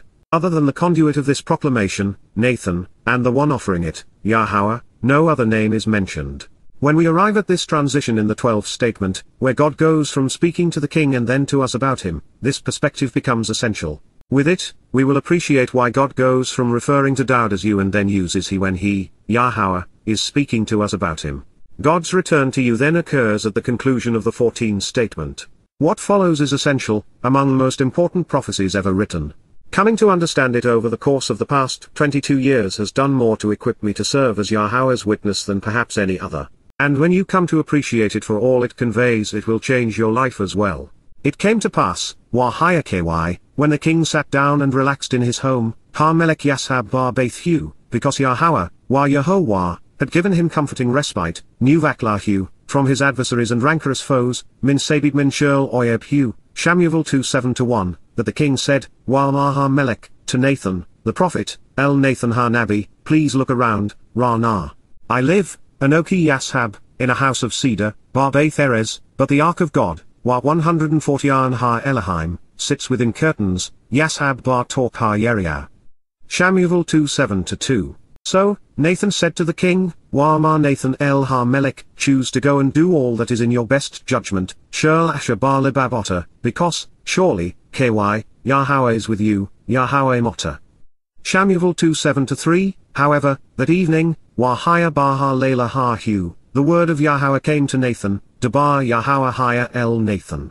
He conveyed, La'amar, Shamuel 2:7-4, go and tell, Holokwa el Dowd, my co-worker, Dowd Ebed Eni, that this is what Yahweh says, Ko Yahweh Amar. Why should you build me a home to live in, Ha-tabanar la eni Baith la Yashab eni. Shamuel 2:7-5. Indeed, I have not lived, lo Yashab, in a house, bar Baith, since the time, wa min yam, that I lifted up to be with me, Allah eni eth, the children of Yisrael, Beni Yisrael, out of the crucibles of oppression in Miraim min Miraim. Then as an ongoing witness to the restoring testimony, up to, Wa'ad, this day, Ha-yam Ha-zeh, I have been moving about, Wahaya Holok, in a tent dwelling as a tabernacle and home, Bar Ohel wa Bar Mishkan. Shamuel 2:7-6. During any of that time, when showing the way to the benefits of the relationship, that, Bar Shirl Asher, I traveled, Holok, with all of the children of Yisrael, Bar Shirl Beni Yisrael, did I say a single word, Ha-dabar, to one, Eth-ekad, of the leaders of the tribes of Yisrael, Shibet Yisrael, whom I instructed, Asher Zarowa, to shepherd, La-ra, my people, Eth-ameni, Yisrael, to say, La-amar, so why not, La-mar lo, build for me a house of cedar, Banar la eni Baith Erez. Shamuel 2:7-7. Now, therefore, Wa-otter, this is what you should say, Ko-amar, to my associate, Dowd, La Ebed Eni La 141 Dowd, as a result, Ko, Yahweh of the spiritual implements, Yahweh Zaba, says, Amar, I took you, Eni Lakak Otter, from the sheepfolds, Min Hanua, from chasing after lambs, Min Achar Hartzone, to be the conspicuous and informative leader, La Haya Nagid, among my people, Al Ameni, over Yisrael, Al Yisrael. Shamuel 2:7-8. I have been with you, Wahaya Im Otter, throughout it all, Bar Shirl, revealing the benefits of the relationship, Asher, as you journeyed through life, Holok. I have cut off, Karat, accordingly, all of your enemies, Eth Shirl Oyeb Otter, from your presence, Min Pan Otter. And I have engaged on your behalf to make for you, Sal Otter, an exceptionally important name, the greatest designation, and the most distinguished reputation, Shem Ha-Gadol, when compared to the most glorified designations, Kar Shem Ha-Gadol, pursuant to the relationship, Asher, on the earth, Bar Ha-Erez. Shamuel 2:7-9. Furthermore, I will appoint and establish, Sim, a dwelling place, Makam, for my people, La Eni Yisrael, La Yisrael. I will plant them, Natahu, such that they may abide, shaken, below throughout a less chaotic time than this, Takathu, and no longer be agitated, anguished, or terrorized, Ragas Ode.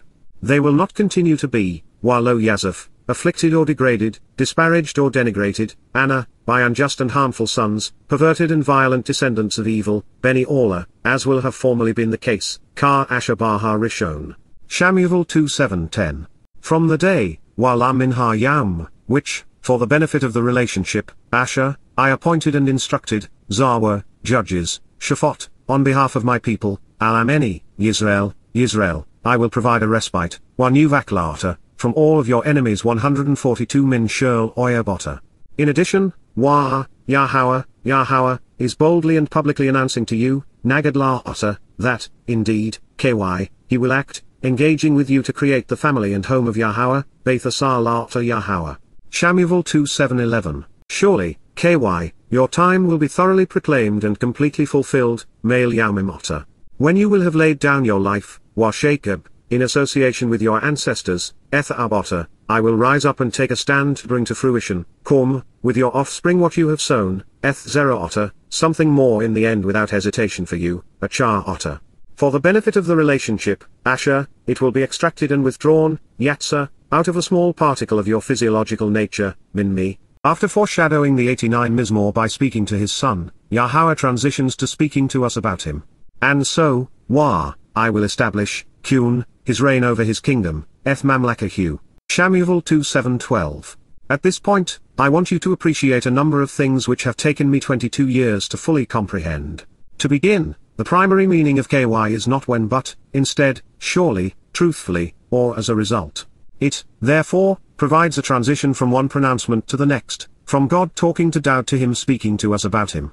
Second, the verb, male, was scribed in the imperfect conjugation.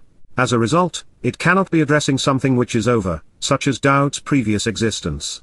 Instead, in the imperfect, male speaks of an ongoing fulfillment, thereby addressing Dowd's eternal reign as king after having fulfilled the 7 modim, eternal witnesses to the appointed meeting times.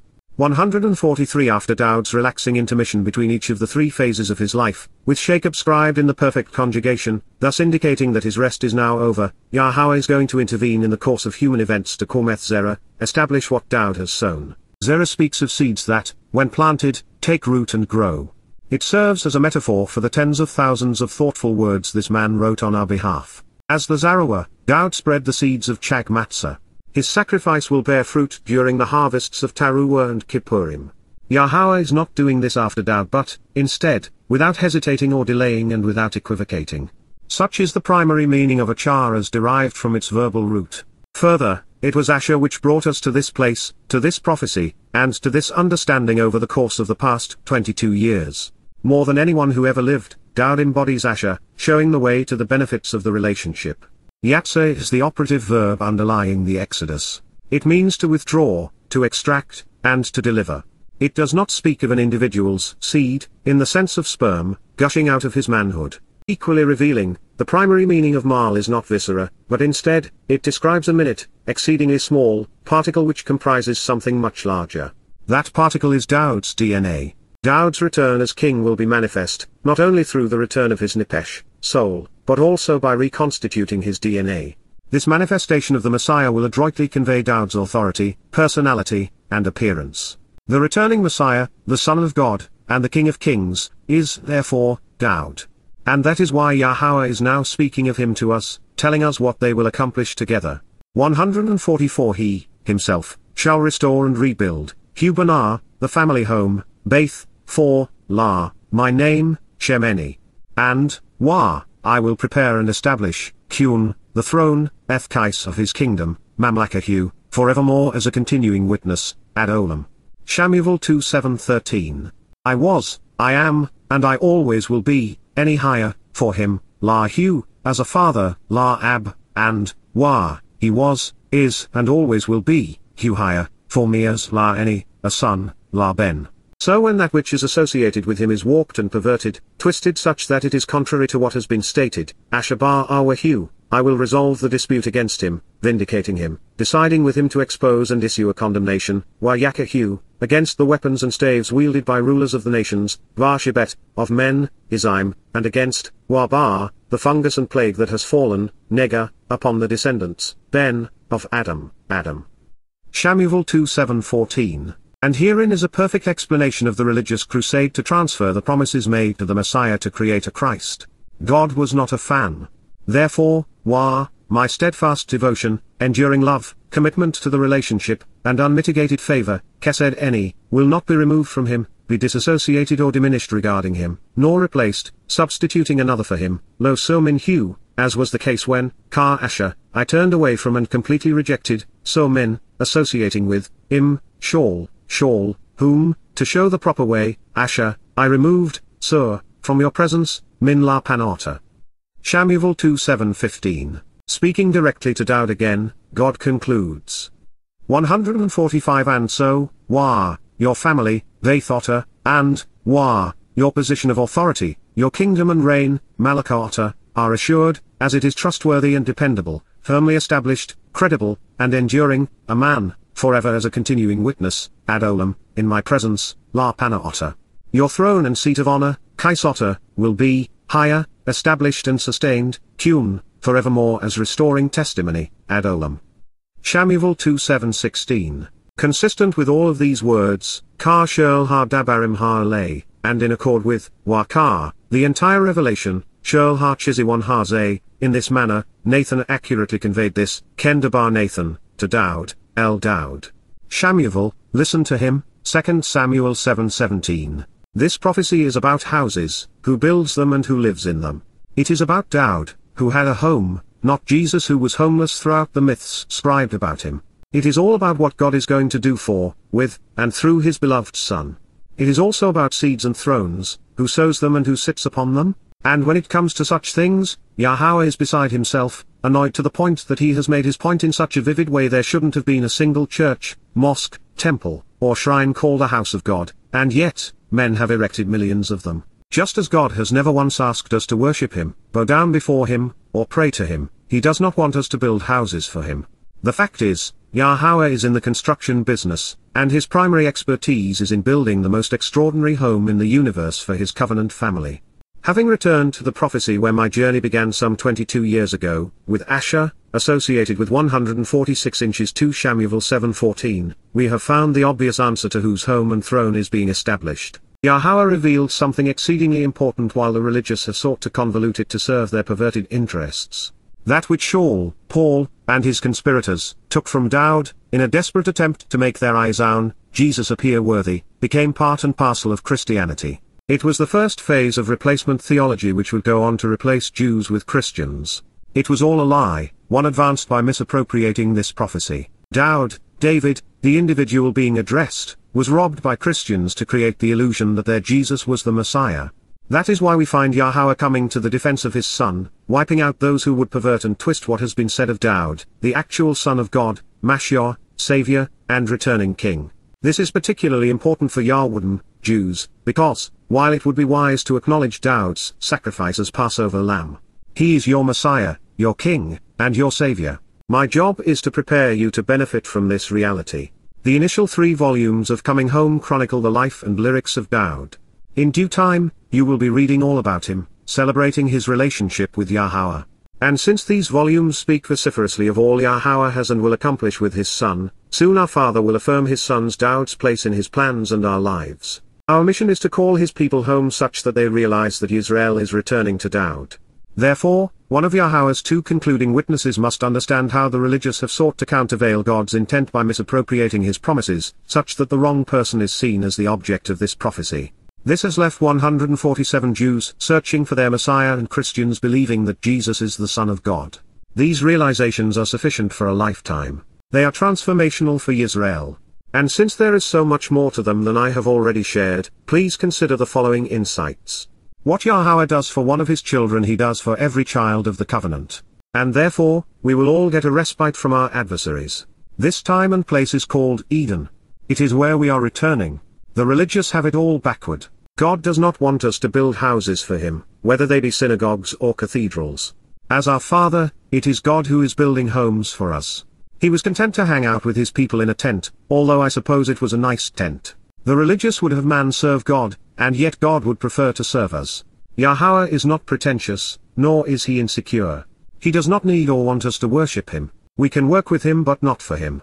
In this regard, Yahowah is reminding us that he, personally, came to lift the children of Israel out of and away from religious and political persecution. This not only suggests that Yahowah is anti-religious and apolitical, but that he is opposed to those who seek to control others. It also presents God as our liberator and savior. Dowd was Yahowah's co-worker, which means that they were committed to accomplishing the same agenda. And it was to compose the words and fulfill the deeds which would bring Israel to Yahowah. God chose a shepherd boy, a child chasing after sheep, to lead his people and enlighten the world. He did not choose a scholar, a theologian, an expert in linguistics, a star athlete, a social media celebrity, or a man with a proven record in politics or the military. That is not to suggest that 148 the lad was without merit. He was brilliant and thoughtful, articulate and courageous, attributes Yahowah would exploit over time. The result is the Mizmor and Marshall, Psalms and Proverbs. Yahowah is constantly reminding us of the fact that he is focused upon Yisrael. The descendants of Jacob are his people. This has not and will not change. And with this recognition, there is no room for a Gentile church. Dowd had long since established a united Israel in the Promised Land, incorporating Yerushalayim into the fold. So, when Yahowah promised to appoint a place for my people, Israel, planting them there such that they will never have to move again, he was addressing a time nearly 3,000 years removed from this discussion. At this time, the descendants of the son of evil will finally be precluded from harassing Israel. This man is then named Shaul, and he is the founder and author of the Christian religion. No institution in all of human history has been more consistent or ruthless in their persecution of Jews or degradation of Dowd, God's beloved. 3,000 years ago, the honor of building Yahowah's home was given to Dowd's son, Solomon, a man whose voice we will hear in a moment. So, for God to say that Dowd will also be afforded this distinction, fulfilling his heart's desire, means that Dowd will oversee the construction of the millennial temple. After having fulfilled Pesach and Matzah leading to Bikurim and Shabat, Dowd will return on Kippurim, this time to serve as the King of Kings. All the psalmist has sown will come to fruition. The closest thing to a resurrection will occur upon his return when he returns for the final time to reside over his kingdom. His will be the place of honor as it is his witness that makes him the most deserving candidate. 149 Dowd is the Son of God. And as a proud father, Yahowah will hold those who have robbed him of this dignity accountable. He will chastise those who have perverted and twisted the promises he has made to his beloved, such as those who have misappropriated this prophecy. Second only to the embezzlement of his name by the religious, this is the crime which most irks the Almighty. And in this regard, restoring Dowd's rightful place alongside his father is the primary reason every book within the Yada Yahowah series has been rewritten. It is one of the reasons Yahowah said that we have come to appreciate the same things. I have developed an enduring bromance with God's Son. I am obsessed with learning as much as can be known about God through him. Yahowah is equally enthralled with Dowd and infinitely more in love with him. And that is why he is so averse to Shaul, Paul, the man most responsible for abusing his son's reputation. He and his ilk will be abolished upon Dowd's re-emergence. With the house of Christianity eradicated, Yahowah's steadfast and enduring love for Dowd will never be extinguished. This was not only the first prophecy I translated, it remains the one which has had the greatest influence on my life with Yah. Over time, I have come to realize that Yahowah has deployed two mighty Zarowa, Moseh and Dowd, and a considerably lesser one, Yada, who is nonetheless vocal about his predecessors. Moseh and Dowd are the most important individuals in Yahowah's interaction with humankind. And it was when striving to appreciate all this title represents that I was led to the prophecy which 150 provides the next installment of God's announcement regarding his final witness. What follows is Shalamus, Solomon's commencement address to the children of Israel upon the completion of Yahowah's home, more commonly known as the First Temple. In the midst of the preeminent Sermon on the Mount, Solomon, after speaking of his father, Dowd, foretold. So therefore, Wagam, also and in addition, regarding someone else, the observant and discerning foreigner from a different ethnicity and geographic location who will come to understand, Hanakri, someone from a different place and culture, speaking a different language, who, having paid attention will comprehend and respond, from Naka, someone who, by being attentive and astute will come to be acquainted, recognize, and acknowledge something which deserves our highest regard and respect, who, to show the way to the benefits of the relationship, Asher, who, to reveal the correct and restrictive path to walk to get the most out of life, is not of your people, lo minim otter, this Yisrael, Hu. He will come, Wabo, he will arrive and enter the scene, from a distant country in a distant time, min eres rechauk, out of a land a great distance from Israel and following a long interval of time, for the express purpose of being a witness and providing answers regarding, Laman, for the sake of responding and replying to, providing testimony as a witness with the express intent and purpose of revealing, your, Otter, Yahowah's, surprisingly important, Hagadal. Tremendously empowering and distinguished, growth-promoting and magnifying, and astonishingly great, name, Shem, personal and proper designation, renown, and reputation, the influence of your hand, Yod Otter, your ability to accomplish the mission, especially your 151 Yod, the first letter in your name, which pictographically displays an open hand reaching down and out, defines your role in our lives, denoting your ability to engage and accomplish the task at hand. Along with the Chazak, powerful and passionate individual, who is prepared to lead, Chazak, the very strong and influential person with a fighting spirit who is ready and able to protect his people from those who would otherwise seek to harm them, the one who is intensely prepared and resolutely capable of encouraging, repairing, and defending his extended family, the one who embodies the right character, appropriate status, and speaking ability to govern appropriately with a firm and strong hand, who clearly knows how to lead in the proper direction, and Wah, the Zarowa, protective shepherd and sacrificial lamb, Zarowa hue, the prevailing and effective nature, the strength, resolve, and overall ability of this remarkably important and impactful individual of action, who, as a leader and fighter, is engaged as a shepherd among his sheep, who is fruitful in his ways, accomplishing the mission, especially when sowing the seeds of truth while denoting and advancing the purpose of the arm of God, of his shepherd and sacrificial lamb, whom you have extended, Otter Ha-Nata, through whom you have stretched and reached out. When, Wah, he arrives on the scene and chooses to pursue this, Bo, when he comes, bearing these associations, wanting to clarify the proper direction toward the ultimate goal, which is to enter and be included, Kal perfect consecutive, literally and genuinely, during this moment in time, and of his own volition, then, Wah, he will help interested parties reconcile their relationship, by providing those who exercise good judgment with the information and justifications needed to make a correct and reasoned decision. Palal, he will intervene in the relationship by providing an accurate assessment, enabling thoughtful individuals to come to an agreement, and by foreseeing future events he will provide persuasive 152 arguments which are assured to deliver the expected results, regarding this familial relationship.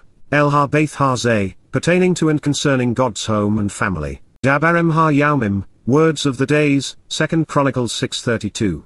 When you hear it out of the heavens, coming from the atmosphere, Wa Otashama min ha-shamaim, listen to what comes out of the spiritual realm by way of the sky, from radio waves and especially satellite-based broadband internet connections, perhaps, within the location where you live, min makan yashabota, within the place you are located and dwell, then, Wa, engage and act accordingly, doing everything, asar kar shurl, under the auspices of free will. Endeavor to expend the considerable effort required to receive all the benefits, doing everything consistent with the example and pattern he has set, Kal perfect consecutive, which, to show the way, Asher, that, to reveal the proper path to get the most out of life and receive the benefits associated with the relationship, the Nakri, observant foreigner from a different ethnicity and geographic location who understands, Ha-Nakri, this man from a different place and culture, speaking a different language, who is uniquely discerning, has invited you to read, Qara el Otter, has proclaimed and offered to you about God, has recited to you, summoning you to it, calling you out to meet with and be welcomed by God,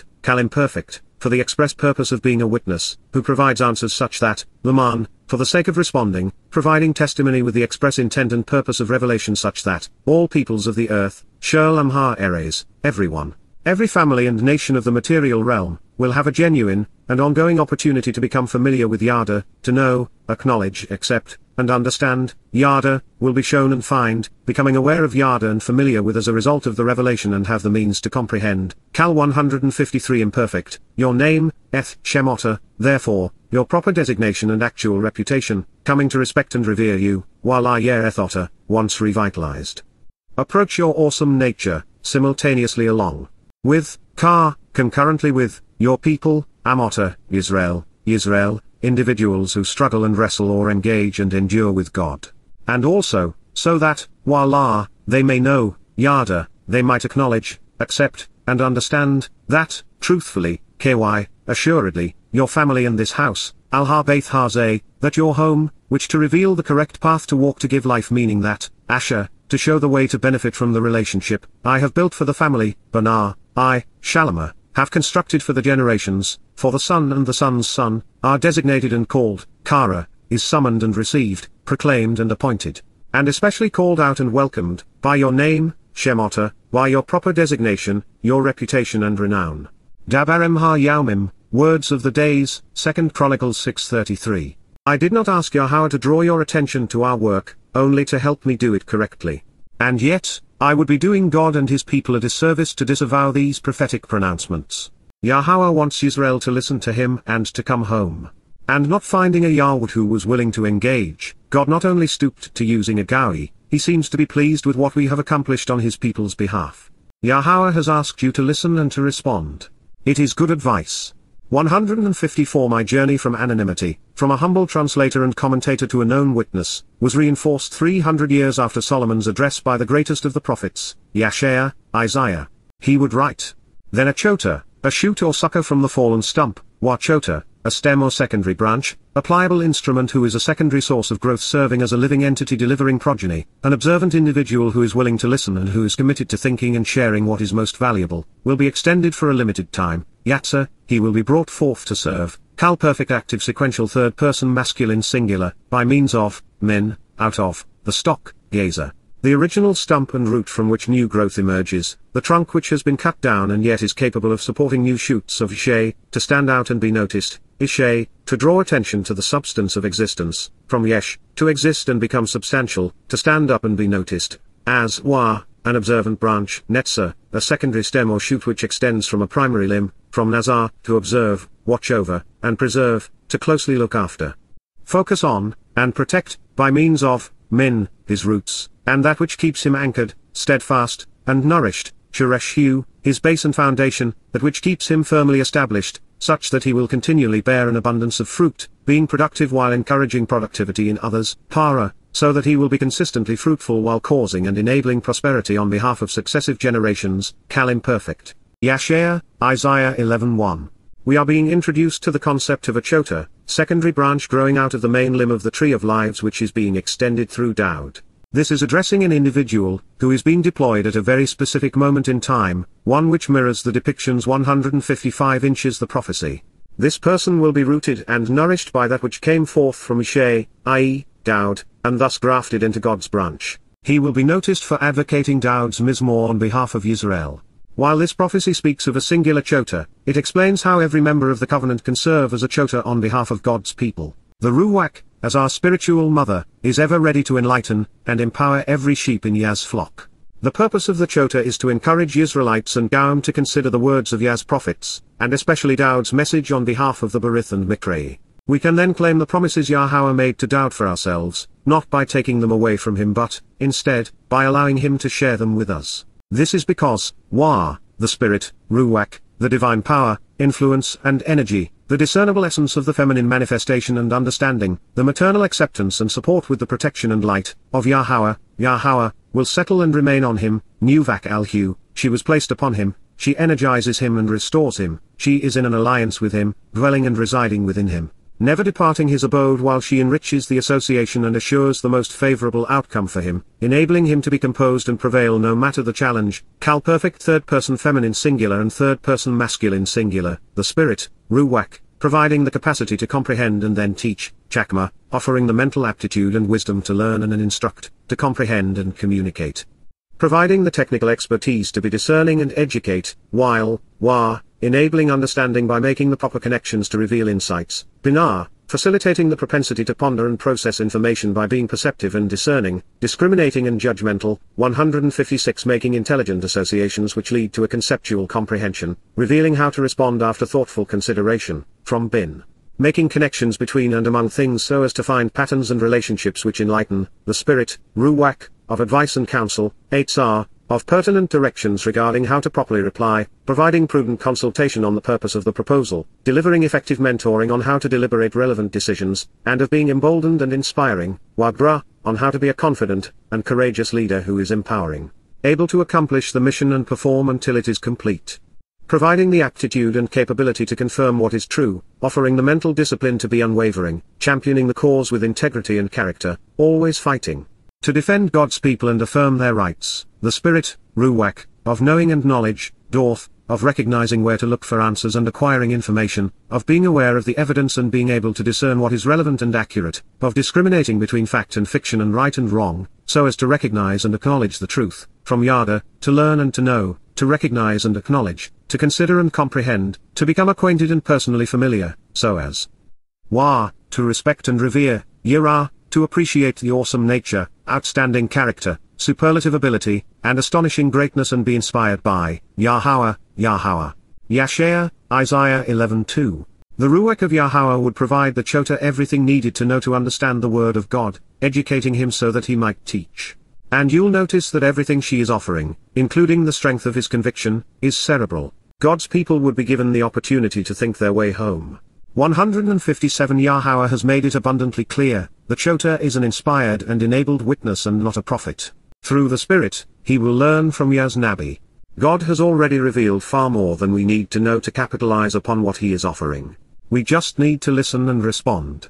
Additionally, in addition, by accepting the offer and responding appropriately, he will be perceptive, Yahu, his acceptance and perceptiveness, his nose for the truth, his willingness to respond and supply answers after his virtual meeting will be pleasing, bringing him very close, hyphal infinitive perfect, with regard to developing a profound admiration and respect for, bar yirah, with the ability to appreciate the awesome wonderment and astonishing greatness so as to be inspired by, Yahowah. Yahowah. Therefore, it will not be by an appearance or vision, Lola Maria, and will not be through the visual form which can be seen nor from any spiritual revelation, miraculous vision, or supernatural phenomenon, seen with his eyes, ein hue, of his own perceptions or perspectives, appearances or personal understanding, that he will decide, shafot, that he will confront the evidence and should judge, making decisions. Also, it will not be by hearsay, Lola Mishma, not by rumors or innuendo, not by word of mouth or that which is passed around person to person, nor by listening to information which cannot be verified, to question and shama, listening, heard with his ears, as an hue, that he will make judgments or prove his arguments, yakak, should he offer advice or seek to resolve disputes, should he make decisions regarding vindication, complain, or hurl accusations, should he chide, attempt to disprove, or determine who is right, nor debate. Yasha'yah, Isaiah 11:3. 158. When there are no others who are willing, just being responsive is enough. After introductions, we are invited to accept his offer and engage accordingly. By having his chota rely upon the prior prophets, his witness is easily validated and verified. This approach also leaves the rabbis without excuse since the insights he's revealing will have been available to them for thousands of years, albeit to no avail. This is the only place in the Torah and prophets where something like this is stated. Yahowah has invariably revealed himself to humankind through either a personal appearance, as was the case with Moses and the Torah, or to his prophets through visions and spoken words. Neither would occur in this situation because everything the chota would share had already been revealed. He will exercise good judgment, shafot, he will decide, judging and adjudicating the matter, arguing to resolve disputes, seeking to be accurate, honest, and forthright, tzedek, being fair and correct in accord with the truth, avoiding any conflict or inconsistency with the established standard, with regard to opening the doorway for the discerning, with advice on providing a way in for the few, using spoken words to disclose the entrance on behalf of the unpretentious and societally disenfranchised, from dala, to draw conclusions and thus be discerning. He will provide proof using sound arguments, yakak, he will use evidence and reason to decide, judge and correct, engaging in dialogue to resolve disputes while criticizing, accusing, and condemning, making the case to vindicate or convict, hyphal perfect, with, everything out in the open, doing so fairly, by putting everything on the table, on the level, nothing hidden, justly and equitably in a very forthright and direct manner, from 159 Yasha'yah, to be right, approved, and candid, on behalf of, the sincere and responsive who are seeking straightforward answers, or those who are willing to reply but who want some assistance from a witness with answers to their questions who is constantly thinking about making such declarations, from Anna, to respond after receiving answers, testifying as a witness, of the land, eres, of the material realm. Then, he will strike, verbally attacking and disabling, naka, he will confront, crippling and incapacitating, sarcastically mocking, chastising, and judging, while pointing out the irony of it all to ravage and defeat, ending lives within, hyphal perfect masculine singular, he will use the staff to strike a debilitating blow for a time at the direction of another, the material realm, eres, those on the earth, with the rod and staff, Shabat, on behalf of the nation and tribes with the implement, of his mouth, and thus his voice, Pehu, and with, along with, the spirit, Ruach, of his lips and resulting language, Saphahu, his speech, he will devastate, Mobth, he will destroy, even kill, the wicked and the wrong, Rasha, the godless whose thoughts, words, and deeds are criminal and evil, of those deserving condemnation for having been in violation of the standard, of those guilty of creating disunity and disharmony, translated from 1 Kesa. Yasha'yah, salvation is from Isaiah 11:4. The chota will wield the words of God on behalf of those seeking answers. He will do so accurately and honestly. His assessments, conclusions, and insights will be presented in a forthright manner. His arguments on behalf of Yah will be sound, as they will be based upon evidence and reason. But more than anything, his presentation of Yahowah's word will be consistent with the standard God has established. Every thought-provoking statement will lead to the same place, striving for the same 160 result, directing our attention to the doorway Yahowah has provided such that it is open for those who have been deprived of life. But it is not only about life. The chota will be deployed to do as Dowd has done. He will aggressively and openly expose and condemn everyone contrary to Yahowah and Yahweh. For those open to listening to the words of Yah, his oratory will bring life. For those who are opposed, they will bring death. In the great Isaiah scroll found hidden in the bluffs above Qumran, text reveals that the wicked and wrong will cease to exist as a result of the words spoken by the Chota, as he is empowered and influenced by the Spirit. But in the Masoretic text we read he will kill the wicked. While the result is the same, the process is considerably different, and telling. The wicked and wrong will cease to exist the moment they are addressed by the Spirit and confronted by the Word of God. Their demise is a consequence of their choices. Having chosen to mislead and abuse his people, they are not fit to live with God or Israel. Their souls, unlike those in the covenant who are the beneficiaries of Pesach, Matzah, Bikurim, and Shabat, will not endure in Yahweh's presence. They are not properly adorned. They have not answered his invitations to meet.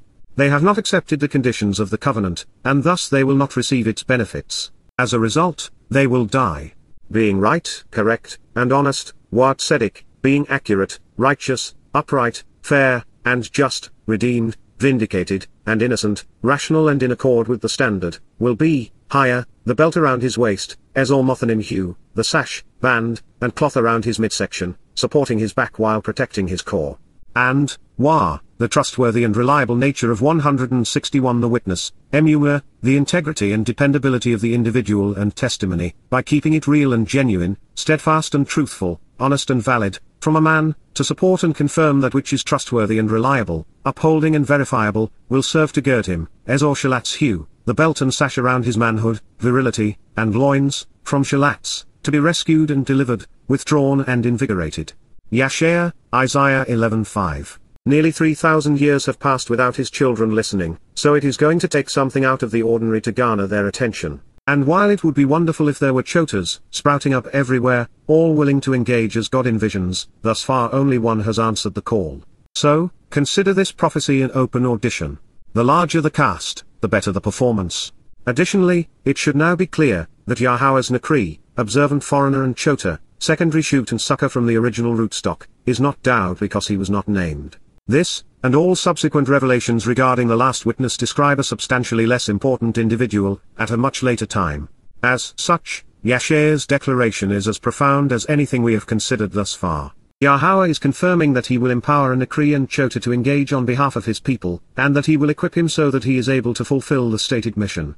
As someone who has a propensity to examine every word as if it were a great treasure and who strives to understand the meaning behind each ancient reference, and as an advocate of amplified translations, summations, analysis, and commentary, I appreciate God's endorsement of this approach. He wants all of his words laid face up on 162 the table and arranged in the most straightforward way possible. This attestation of the Nakri's and Chota's role in doling out recompense, of him being verbally combative and spiritually condemning, will be developed further in the closing chapters of Yasha'yah, Isaiah. Evidently, Yahowah loves judgmental individuals and has been eager to deploy this one. Yasha'yah would reveal more about the Chota's mission throughout the 11th chapter. After describing our future, God said, "Then, it will occur, it will actually happen, albeit briefly, perfect, in that day which is his time, that the root which anchors and nourishes, Sheresh, the base and foundation, the source and family line, that is steadfast and focused on the root of the matter, of Yasha'yah, to stand out and be noticed, Yasha'yah, to draw attention to the substance of existence, from Yesh, to exist and become substantial, to stand up and be noticed, to draw attention, and to be enriched. Who showed the way to the benefits of the relationship, Asher, who served as a guide, leading and directing others to the correct path to walk to give meaning to life and to experience the greatest blessings and joy, through, regarding and concerning by producing and approaching with, the Nes, signal and banner, Nes, sign, banner, from Nes's meaning to lift up, will take a stand and be present, Amod, will stand before someone who is superior. Presenting the means to evaluate the one who appointed and sustains him, providing the means to assess the evidence and make a thoughtful decision, being evaluated himself while standing and unbowed, participle, for the family, for the people who are related, describing the children of Israel and the covenant. 163 through him, Hugh, toward him as he leads, providing direction to God, Nes is masculine singular, non-Israelites, Gawim, people unrelated to or living outside of Israel, have learned what was not previously known about the relationship and they will continue to be inquisitive, Dirosh, they will have inquired about, searched for, and investigated. Expecting to find a responsible presentation about engaging in the relationship with ongoing implications throughout time as they strive to investigate and learn all that can be known, always inquiring and caring, Kal imperfect active, literally and continuously search. And so therefore, Wah, his restful residence, Manukahu, his place of repose and reflection, his comfortable habitation, from Nuvak, spiritual contentment and Nawa, living in a spiritual dwelling where sheep abide, will exist as, Haya, will be, a reward and a source of enrichment and empowerment, Kabod, a valuable and dignified gift, existing as a place of abundance, as a manifestation of power, and as an attribution of an inheritance of impressive splendor. Yasha'yah, deliverance is from Yah, Isaiah 11:10. Even when we do not seek attention, we all want to be appreciated for something well done. And what could be better than knowing that many of those who have become covenant, will have made their decision based upon what they have learned through Yada Yahowah. There will be some appreciative smiles, handshakes, hugs, and words exchanged as we realize just how far we have come together. Those who have sought to know Yahowah along with the Chota will now spend eternity exploring the universe with the rest of the family. Eternity's purpose and the source of its joy are derived from Virosh, seeking to know. And yet, after each new adventure, we will return home to rest and reflect upon what we have discovered 164 along life's way. The Chota will be the same in this regard as the rest of Yah's children in that he will live an empowering and enriching existence as a result of his inheritance. It's good to be one of God's kids. Having told us what he is going to do, having told us how he is going to do it, Yahowah inspired Yasha'yah to describe the result.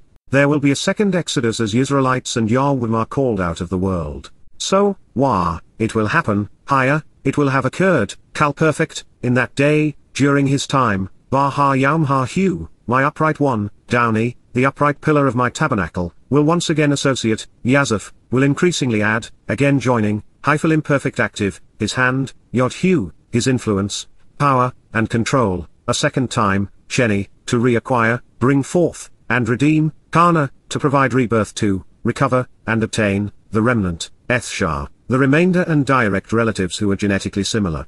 Of his family, Amhu, his people, the children of Israel, who remain, Ashashah, which to show the way to the benefits of the relationship, out of, Min, away from, Ashur, northern Iran and Iraq, Ashur, to tread upon, Assyria, from, Min, Miraim, lower Egypt, Miraim, the crucibles of oppression, northern Egypt.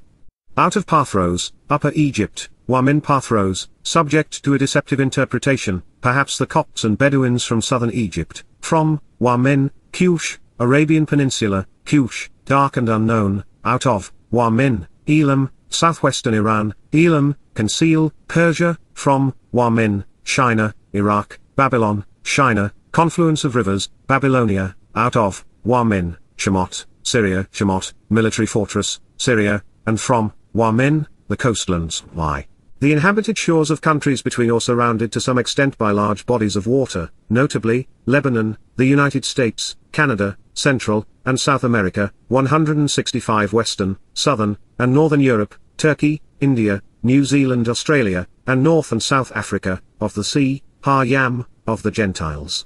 Yasha'yah, salvation is from Yah, Isaiah 11:11, and therein is the purpose of Yahowah's Chota. He will compose the sign which points the way home. In the days preceding Yahowah's return, he is being deployed for your benefit, especially if you are a YYV1 or Israelite.